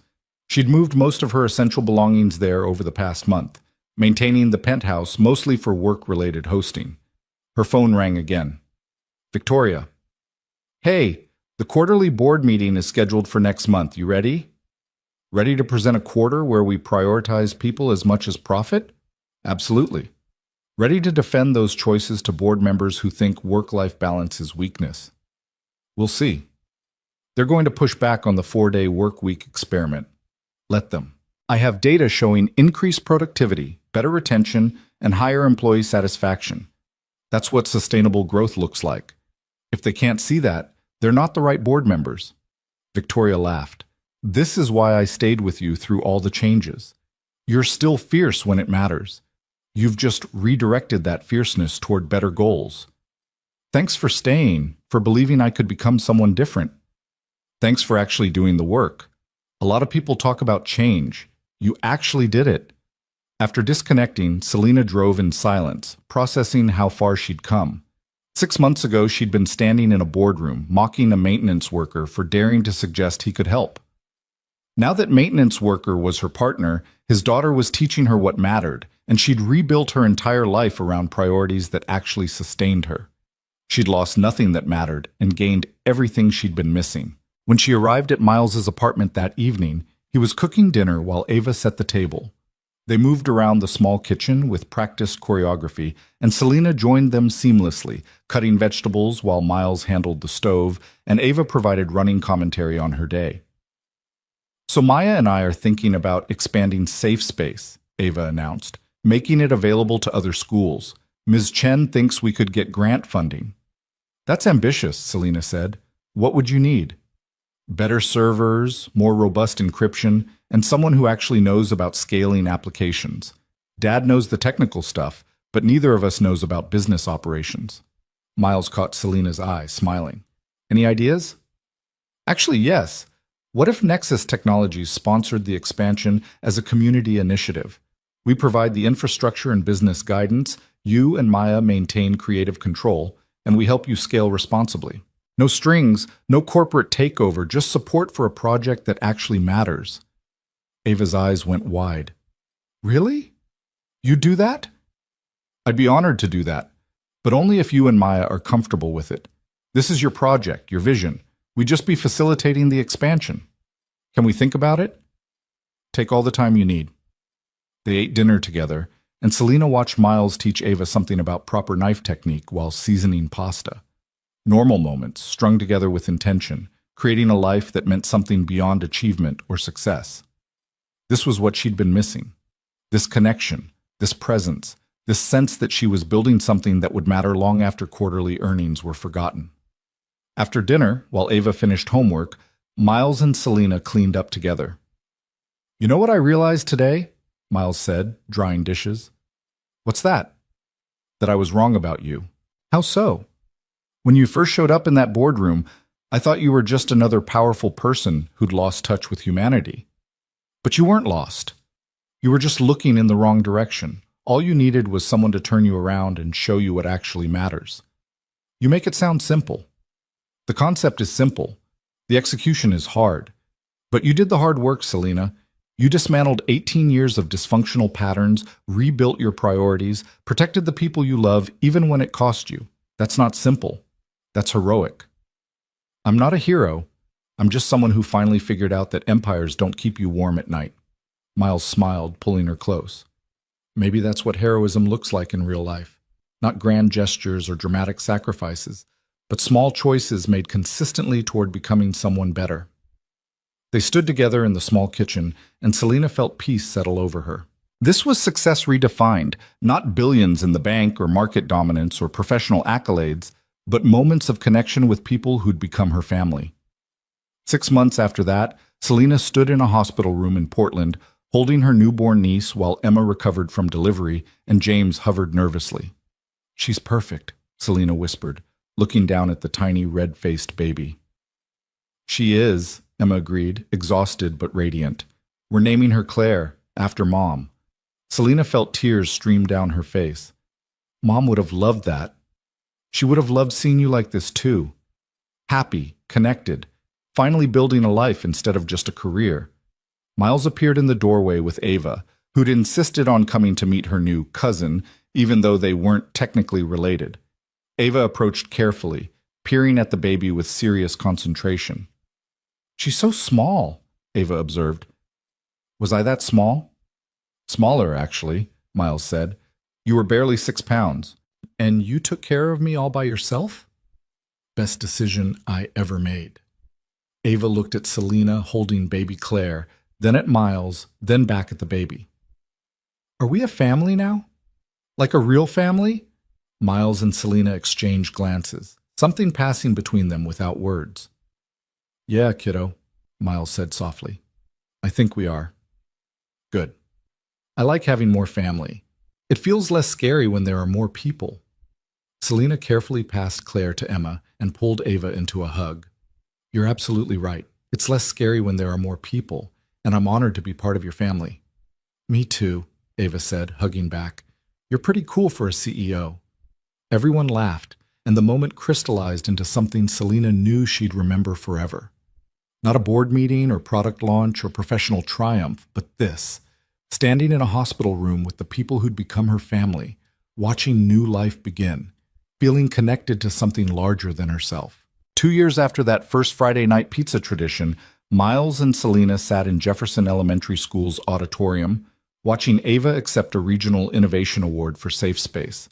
The program had expanded to 43 schools across Washington state, had helped resolve over 200 bullying incidents, and had been featured in national education journals as a model for peer-driven safety initiatives.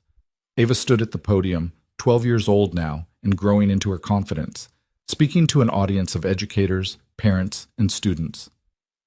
"I built Safe Space because my friend was scared," she said, her voice steady and clear. "And I kept building it because lots of kids are scared.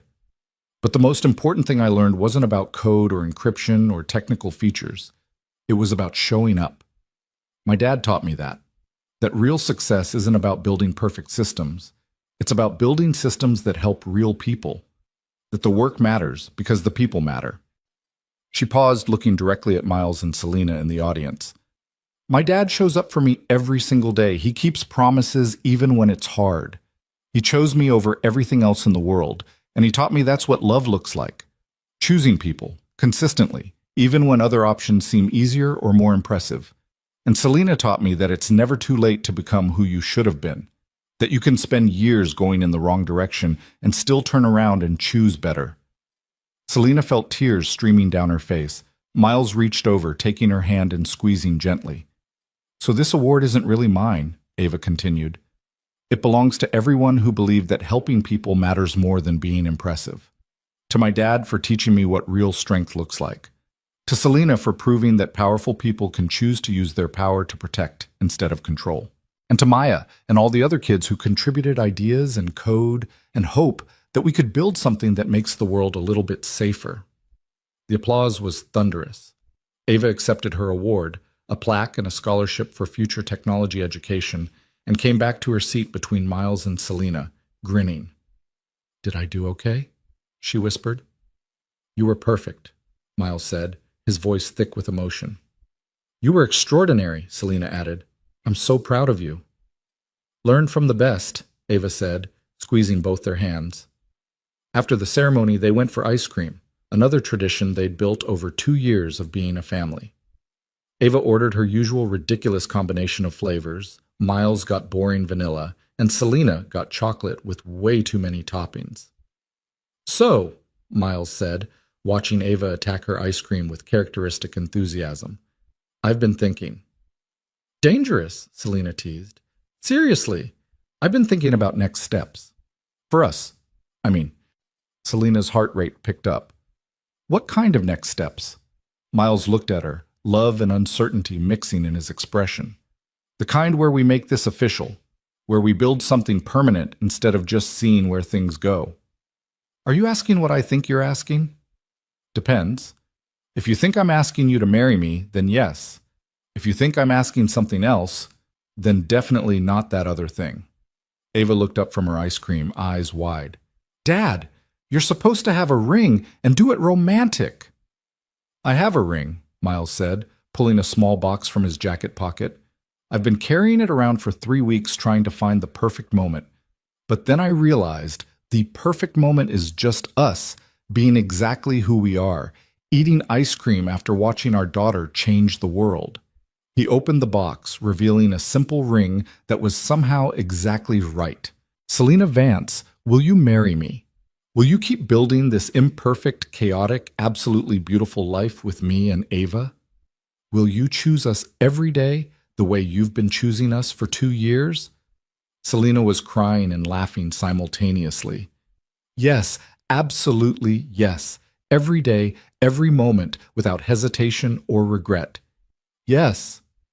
Miles slipped the ring onto her finger, and Ava cheered loud enough that the entire ice cream shop turned to look.